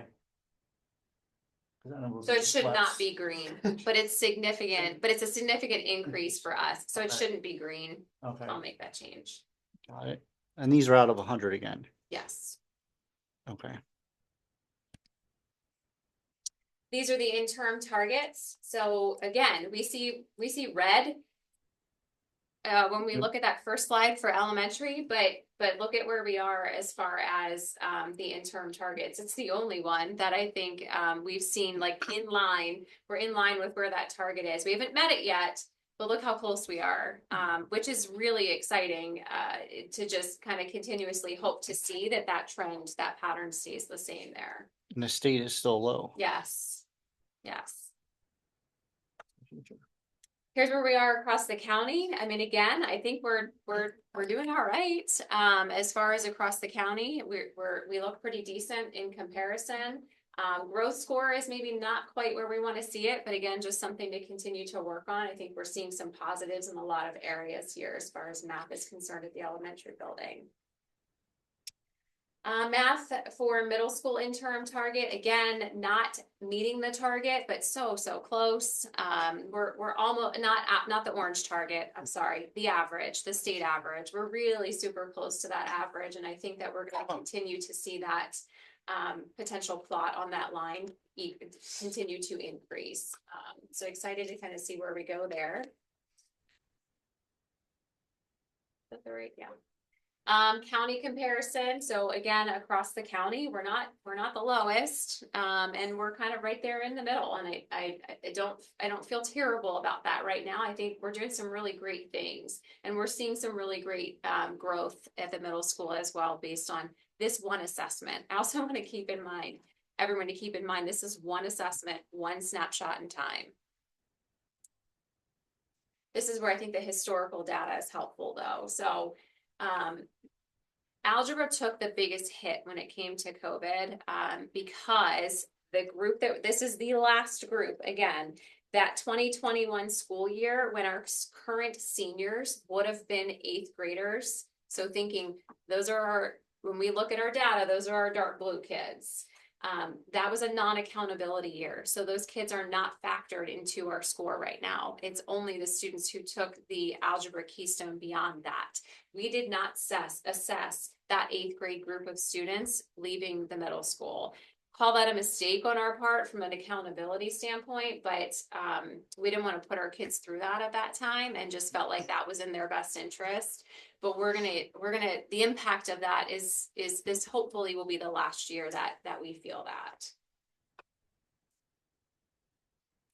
Algebra county comparison, not the greatest, but again, I think there's a story behind that. It's a very small group of students when you look at the number of kids there. So it's really hard. 10 kids could make a huge difference as far as that percentage. And so I think we're looking at a small group there. And again, this, I think we're going to see a drastic change in the next couple of years. Questions about math? Okay. Science and biology. So again, we're some light blues, some greens, little red here. We're going to dig into that a little bit. In addition, and we've heard bits and pieces about this, we're rewriting our science frameworks. It's a huge shift in the way that we're approaching science. The assessment is changing. This year will not be an accountability year for science because they've rewritten the PSAs. Keystones? I just drew a blank. Keystones are next year. But our PSSAs we will not be reporting on scores next year because they've rewritten the test, but we've not implemented the curriculum at this point. That won't be until next year. So remember that science currently, we're only administering in 4th and 8th grades. And then our bio keystone is a mixture of 9th and 10th graders. This year, we'll go from 4th grade to 5th grade. So science will no longer be assessed in 4th grade. It's shifting to 5th grade. So our 5th graders this year will be taking the new science test. Our 8th graders will take science, and then our high school will continue to take the keystone, but the new assessment won't be until next year.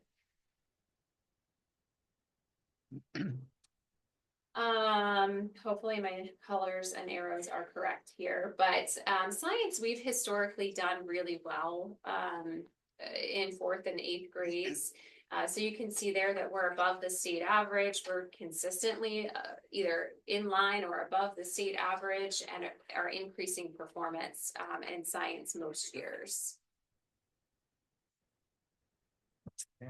Elementary targets, again, we've been historically above, have met and are above the orange target, not the state average. We've done really well at the elementary building.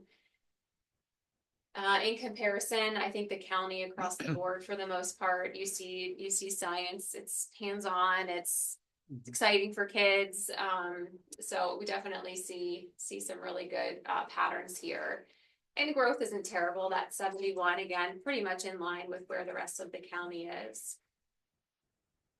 Middle school too, if you look at middle schools, we're right in line with the target and the state average. For the state average, we've either been above it or right in line for quite some time. So, good to see that we're continuing with that pattern, and it'll be interesting.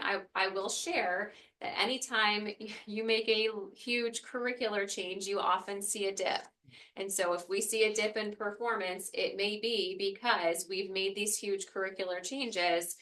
Kids are getting adjusted, teachers are getting, it doesn't mean that our kids have learned less. It's just that we've shifted things, and that creates this need for space to kind of see the impact long term, which is why you see curriculum in a 5 or a 6 year cycle, because you can't change it constantly or you'll never see the impact of it long term.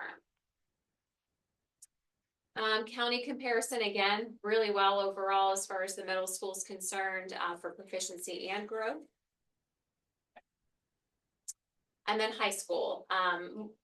Definitely have a little bit of work to do, and it's been interesting in talking with the high school administration and teachers of science there, and kind of the impact of math that the math is potentially having on the biology. So we're kind of having those cross-curricular conversations and hopes that as we continue to make math a focus and watch the impacts of this more cohesive framework long-term, will we start to see some of that impact, hopefully, in bio.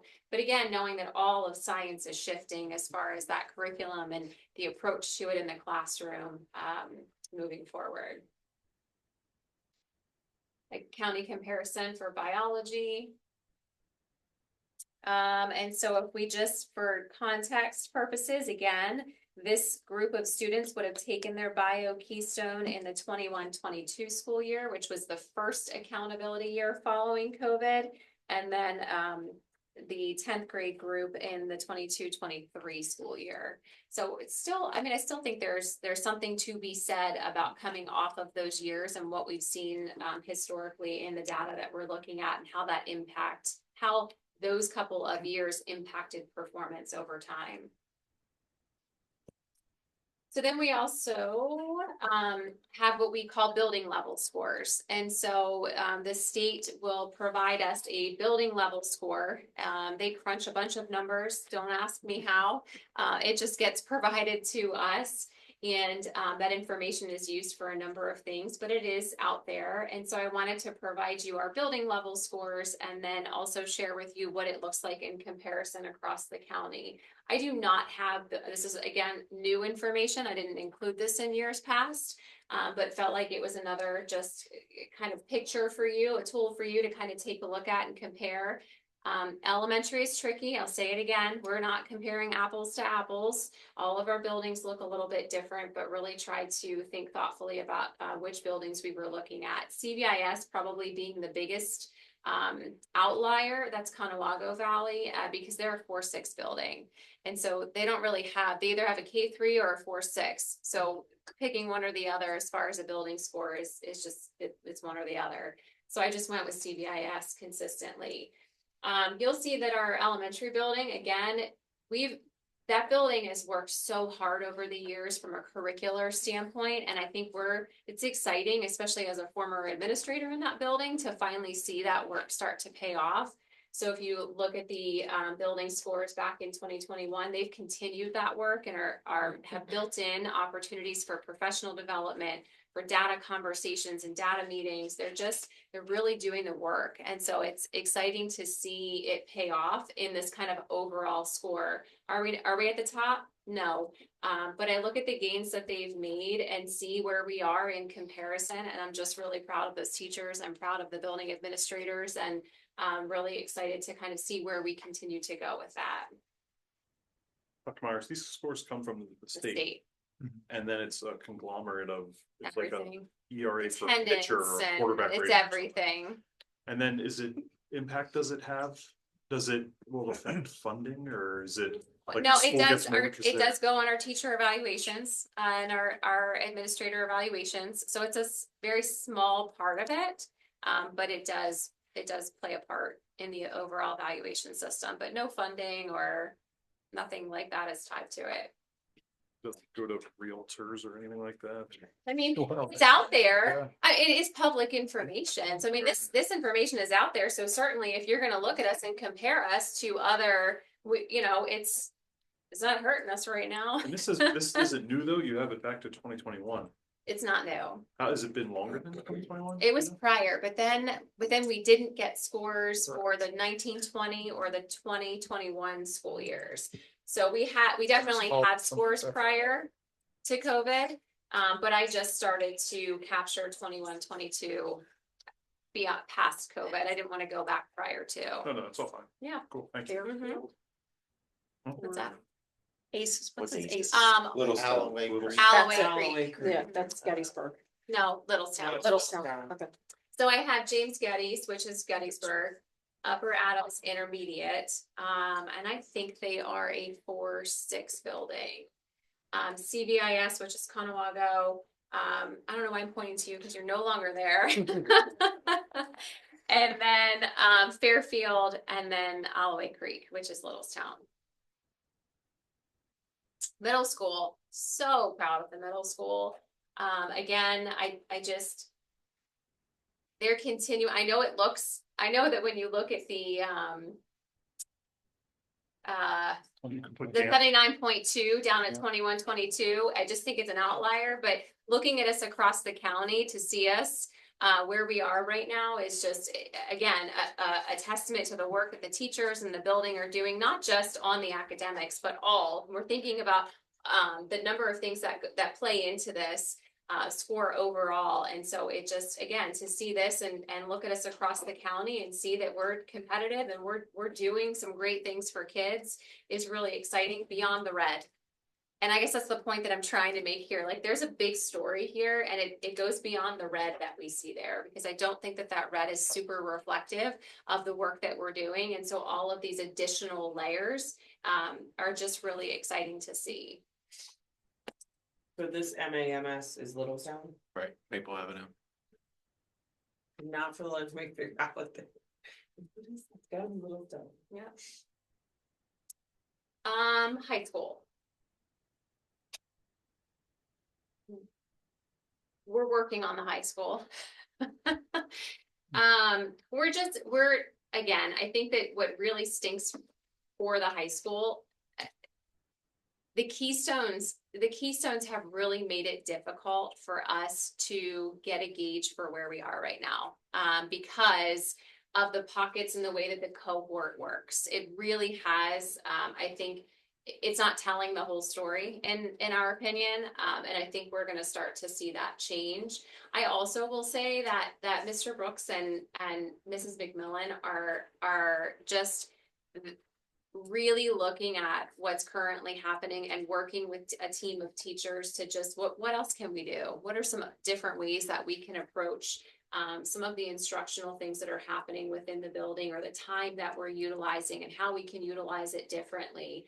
So just really excited to kind of see what comes there. Some of the offerings that we're providing students, I think we're seeing some shifts there. Again, it's just going to take some time to reap the benefits of that long term. But we're reeling off of keystones and COVID, like it or not. If I provided you numbers right now, I mean, the number of 11th graders that took the literature keystone is the lowest we've ever had, because of the way that it plays out over the number of years, whether it was a non-accountability year or a year that they just didn't take the test because of COVID. I'm hoping this is the last year that I say that to you. But based on where we are right now, this senior group is the last group that I think will have had that impact on keystones. It doesn't mean that they're not performing. When we look at that group of kids overall, there's lots of success. We just can't show it to you in a color or in a number right now, because of the way that the state provides that information. So lots of successes.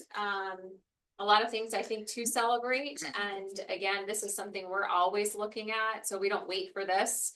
I actually had building administrators ask me for a copy of this because we're looking at it and we're using all of this to generate conversations and really drive some of the decisions that we're making short-term and long-term from an instructional standpoint. I have a question. Sure. Anybody else have any questions? Oh, I'll go first. For Keystones, that's a pathway to graduation, right? And it's hard to gauge how well they're doing in Keystones, or they're not doing well on Keystones. How many kids are graduating off the Keystone, since that's one pathway? So all students are still required to take Keystones. Correct. It's a matter of, if for some reason we get to a point, like that's the goal. We want you to be proficient on these, I mean, these are core content areas. So all students still take the Keystones. When we start looking at other pathways is when we start to recognize that they're not either going to achieve the composite score. You don't have to get proficient on every Keystone. That composite score is a score that allows you to get a basic in an area. So if we start to take, we're monitoring that. And if we start to feel that you are not going to meet that pathway, we start pursuing alternate pathways. Okay. Is there a way we could see like that metric? The number of students on which pathway? Yeah. Oh yeah, I think so. Okay. Yeah. And can we see that for like the last couple of years, just as like a trend? Well, you're gonna have classes like my son's class, they didn't have to take I'm some of trying the to think of when we keystones. started it. It is, well, and that's the Cause problem. like he didn't have to take the So, biology, cause that was the That's year what's so they got hard a about pass this on that. data right now, Right. is that it's not a true reflection because it's not all students. And so a lot of those kids that didn't take Keystones, we had, if they're a composite score, they either had to take the Keystone, Mhm. whether they were in a non-accountability year, they had to take the Keystone, or we had to provide them a different pathway. So you might see in those years that way more kids are on pathway 5 than what we would traditionally have. Am I making sense? Because they didn't have. the Because they keys. didn't have Right. Keystones. Right. So I can pull the data. Yeah. I don't know that it's gonna be an accurate reflection of what It's it not will gonna look give you a like clear long picture term. because you won't know. What picture are you looking for? Well, it sounds like trend. Keystones You wanna are, see the yeah, trend. is a benchmark for graduation. The highest level, the top level? I don't know that any of them are leveled. I just think pathway 1 is the preferred pathway just because you're showing proficiency on these core Mhm. courses. But when we see that pathway 1 is not going to be an option, Right. that's when we start pursuing 2, 3, 4, or 5. So, but you don't need Keystone to, so why would you take the Keystone? If you don't, I guess that's where I'm stuck. You're saying, Because all students are still required to take Keystones. well, if there's So the alternate kids- ways to Yeah, graduation, why would a the kid take year it that they serious? didn't I guess, They didn't have to take, cause I know he did the other two, Mhm. but the biology year was the year that they got the pass for the COVID stuff. Did they have to make that up later? No. No, but if a student wanted to take pathway 1, they could have, or no, I take that back. I take it back. Didn't they? Were you, did snapped you, in my head right now. they all got I'm taking it back. They could still graduate pathway 1. If it was a non-accountability Yes. year, they Cause got a they took the proficient other score. Yes. And they got an automatic proficient score on the Keystone that they did not take. So your son would have had an automatic proficient. Right. It Well, that's what didn't- I'm saying. I didn't know if you just didn't count it because they were proficient on the other two. No, You it's, see what I'm they saying? got a free, it's almost like they got a proficient, So they took the other two. yes, It was just that year that was when biology Yes. It was offered, Yes. yes, so they never took Because it. my daughter was. Correct. we didn't have to- Okay. my kids never took the algebra Keystone. So this bio. graduating class took all the Keystones this year coming up. No, No. so No, That, they that's would've what's still hard to had wrap that your year. brain around. So our current seniors, by the time you're an 11th grader, you would have taken all 3 Yep. Keystones. It depends on when you take the trigger course. So the trigger course would be algebra. With this group of kids, it would have been English 9, Mhm. and then it would have been biology your 9th or 10th grade year. It just depends when you took the course. So there actually could have been numerous kids in this class who didn't take What, any one of those. what's the benefit or incentive for a kid to take the Keystones and do their best in a pass? Originally, again, I think the thing we need to remember is the idea of the development of the Keystone was it was a graduation requirement. Just like if you guys remember No Child Left Behind. Yeah. They set these lofty goals that no matter what the student is or the learning ability, they will all be proficient. That was never realistic and they kept moving the targets and we never met it, right? And the Keystone was the same way. It was a lofty goal. We realized that they're even saying that students in the beginning, students with learning disabilities should score proficient on a Keystone. Very hard to do when you're reading 2, 3 levels below and you can't even read the assessment. Not a great measure of a student's success. So that's when the pathways started coming out for the students. So again, to a student, it is a requirement they take the assessment. The thing is, what is the carrot that's out there? Well, if they pass the Keystone, they're good to go. If they don't pass the Keystone, there's another pathway where they might have to do a project or they might have to do something different. So the carrot is take it and pass it the first time you take it. So what about those, cause I know there's been parents who sign that they don't want their kids to take. The the religious Keystone. opt-out. Do they still have to meet another pathway? They have to then? meet another Okay. pathway. Okay, I guess maybe I'd like to see like what the metric looks like for different pathways of graduation for the last couple of years? What were the different? You mean ways? like what percentage did Correct. each Yep. pathway? Which one did it by keystones, which one did it by another avenue? Another one, something like that. We've never been provided that information before. Have we? No. No. Will No. that on the Just looking at pathways? me. Are there prescribed differences? There are, and you might be able, I could probably speak to one or two of them, but they have to take an alternate assessment. So pathway 5, I feel like I know the best because we've talked about it the most. But pathway 5 is, and I don't have it in front of me, so, and if, correct me if I'm wrong. I know that pathway 5 is they either have to apply, is it where they have to apply to a 4-year college? And then also take, so we offer the, oh my gosh. Our kids take the, what's the assessment called? ASVAB. Yes, thank you, the ASVAB, which is an alternate assessment. I know. 'Cause It's like, how do you know? but so pathway 5 is you're not passing your keystones, but you're applying to a 4-year college and you're taking another alternate assessment of some sort. Is that right for 5? 2, 3, and 4, I'm either gonna have my notes or hope that Dr. Yeah, I Summer mean, can fill in. It literally is like a roadmap. Yes. And, you know, IEP goals. correct, so special education, if you have an IEP, then that is a different pathway. So, you know, it depends on what your goals are in your IEP. There's project-based learning that you can be part of. But yeah, I mean, to go back to what you said, Mary, as soon as a student opts out, and the only exemption in the state of Pennsylvania is recognized as religious exemption, that doesn't, the student is still held accountable. And that's when the school counselor works with that student as far as like, what's that pathway? So when a parent does come in to opt out, that's the conversation you have. Just so you know, Johnny's not going to take the keystone, but Johnny has to do something like one of these pathways to get to graduation. The nice thing is there's just options now. Okay. So yeah, I mean, again, the incentive is if you take an assessment, which you have to take, passing it is the direct line. If you don't, you already took the assessment, now you're gonna kind of go around, or you retake it, if it makes sense for that child. Okay. Cause you offer them a lot. I only know this because I have patients who are sick on the day of the retake and they're Mhm. having like a mental breakdown because it's their retake and they have a fever and like you can't go. You offer the retake once? We have a window. Okay. Yeah, that was my only question, was the keystones and because I think, maybe a couple of years ago, you talked about different pathways to graduation. And I don't know if we talked about it in the last year or so. Well, and I'll be honest, that was probably the year I was coming in and I didn't know a whole lot about it. I know way So- more now.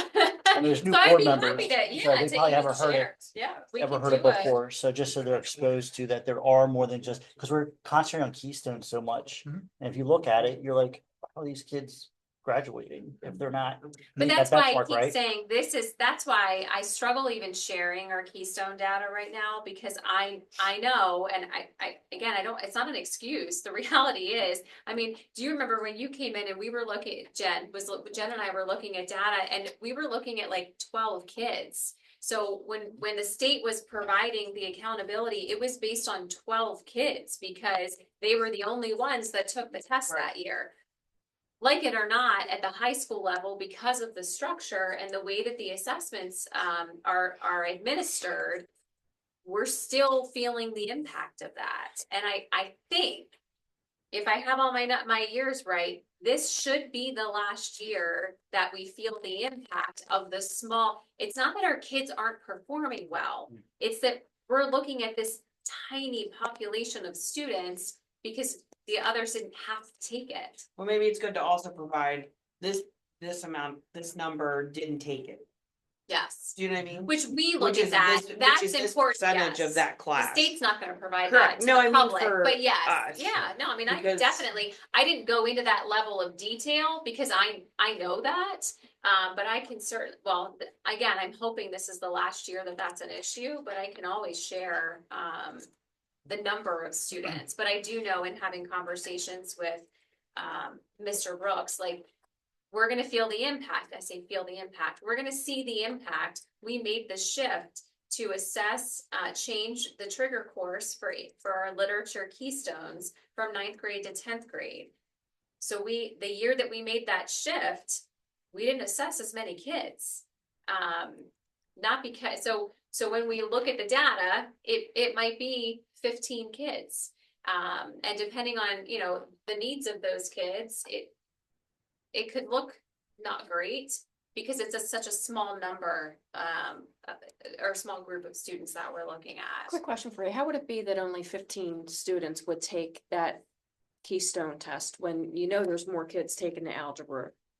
How does it work that such a small group of kids take it when there's more than that number taking the course? Because we shifted the year. So traditionally, we've assessed those kids as 9th graders, but we shifted it to 10th grade. And so we would traditionally be testing all of our 9th graders, but we didn't test them. We were testing our 10th graders. So at some point when we see the cohort, we're gonna see a cohort that looks a little bit different from a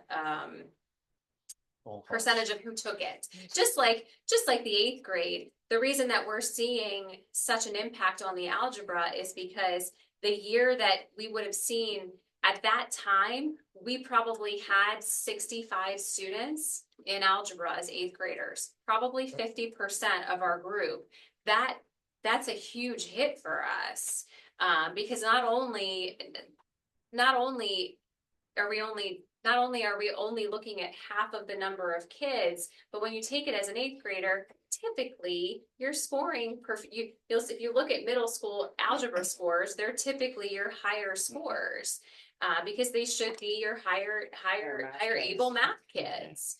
And so when we don't have that group reflected in our scores, it's not gonna look great right now. Okay, so this doesn't take into consideration like the advanced kids who took the Keystone in 8th grade from algebra, Correct. because their normal Correct. year But would have they been did 9th take it. Because grade. they took it, but it was a non-accountability year. Correct. So You we can don't still get a capture that. score at all for that. Oh, you don't get it. We got the information, so we're able to look at it, utilize But it it, doesn't see show the how many, state. but it's not reflected in this overall score from the state standpoint. They're only looking at the kids who were actually assessed. That's why the numbers are lower. Yes. Okay, because you could have a class of, say, 60 that are taking algebra, but you only have 9 or to 15 that are taking it in 11th grade. Correct. That's what I was looking Well, for. or as a 9th grader. But they take it in Because they actually 8th take grade. it as it was a large portion, but if we restructure those algebra courses and kind of the criteria that we're using to start kids in algebra in 8th grade, and I think we used to be probably 4 sections of algebra, and had kids scoring basic, which it's one score. I'm not saying that just because they scored basic, they weren't ready for algebra, but there's information there, that is valuable. And so now, correct me if I'm wrong, Dana, do we have 1 or 2 algebra Right now. in 8th grade? 2. We have two sections of algebra, because we really spent a lot of time determining what data we felt like was really going to help identify those students who were really ready for algebra, and not just the ones that were pushing into algebra. And that's where I keep saying we did that because we didn't feel like we were giving kids a solid math foundation. So then to hear that from a biology teacher at the high school, that feeling like the math was really impacting some of the performance on the biology Keystone, made me feel even better about the decision that we made. So we're going to have higher number of students taking algebra as 9th graders than we ever have in the past, because they're now taking algebra as a 9th grader, which is completely appropriate. That's when you traditionally take algebra. So to say that we had 50% of our 8th graders taking algebra just seemed off. And we took a deep dive into that and really tightened up the criteria and feel really good about where we are. And we'll have to wait and see what the long-term impact is. Okay. Are you sleeping? Everybody's up. Yeah, everybody looks great. All right. Thank you so much, Dr. Myers. I do want to say, in the realm of data, this is an extremely comprehensive presentation, so I'm very impressed with what you shared. This is not typical. Not every school board gets this much detail as far as how students are doing, especially when it's not always super positive or doesn't look positive. It's easy to leave those things out, but I appreciate the transparency with Dr. Myers as far as sharing that. And honestly, it's one of those moving targets. In 2 years, I'm going to be talking to you. Hopefully, she's going to be talking to you as well about the science bio, because the standards have changed in science. So there's going to be a dip because we're assessing students on a different standard that is different than what it is currently, and that assessment will be changing next year. So again, that target, it's a moving target. This is where we really need to really hone in on our local assessments and our common assessments, because that's truly giving us a better picture of what our students are doing in our classes with the curriculum that we're teaching. Again, if we were all judged on one thing in our life, it's not giving an overall picture. This is accountability, and it's good. It's a good measure, but it's not our only measure on how our students are doing. Our students are still graduating. They're still getting jobs. They're still successful. But this is a great instructional tool for us also to go back and look at how we're doing. But I do appreciate all the detail, and everybody's awake. We're good. It's good. All right. So before we round out this evening, ACTI update, Oh. anything you'd like to add to that? Well, yeah, I'm just gonna, I think, echo what was put out earlier. I think you put it out in December. To the board, but Yes. ACTI has a new director. It's Dr. Shannon Perry. Sharon, sorry, Sharon, coming from Colorado. And she's gonna be running ACTI here in the future. So she took over for Sean Eckenrode. Yep. Who moved on, which we all knew about. And like you said earlier, she's gonna move it to the next phase Mhm. of more of the planning, getting the building going one way or direction or whatever. So it's very promising. I'm gonna be filling in until we get the new person comes on board, and hopefully they'll be voluntold that they're gonna sit in for ACTI unless somebody else wants to step up, and do. It's a great group of people over there, a committee, has a huge impact and stuff like that. So if anybody else wants to volunteer to take that on, make that commitment, definitely step up and do it. If not, we'll just have the new board members, hopefully they have interest in it and they want to do it and so on. But I'm really excited for her. She's got a great background. She's bringing a lot to the table, and the people in the JOC over there are really excited to move forward. So Can we give up one committee to jump on that? can we what? Give Oh, up one committee to move on that? sure. We make deals. We're willing to deal on. But Dan, no, I, Dan, just apparently the Adams County Commissioners just allocated some money, Mhm.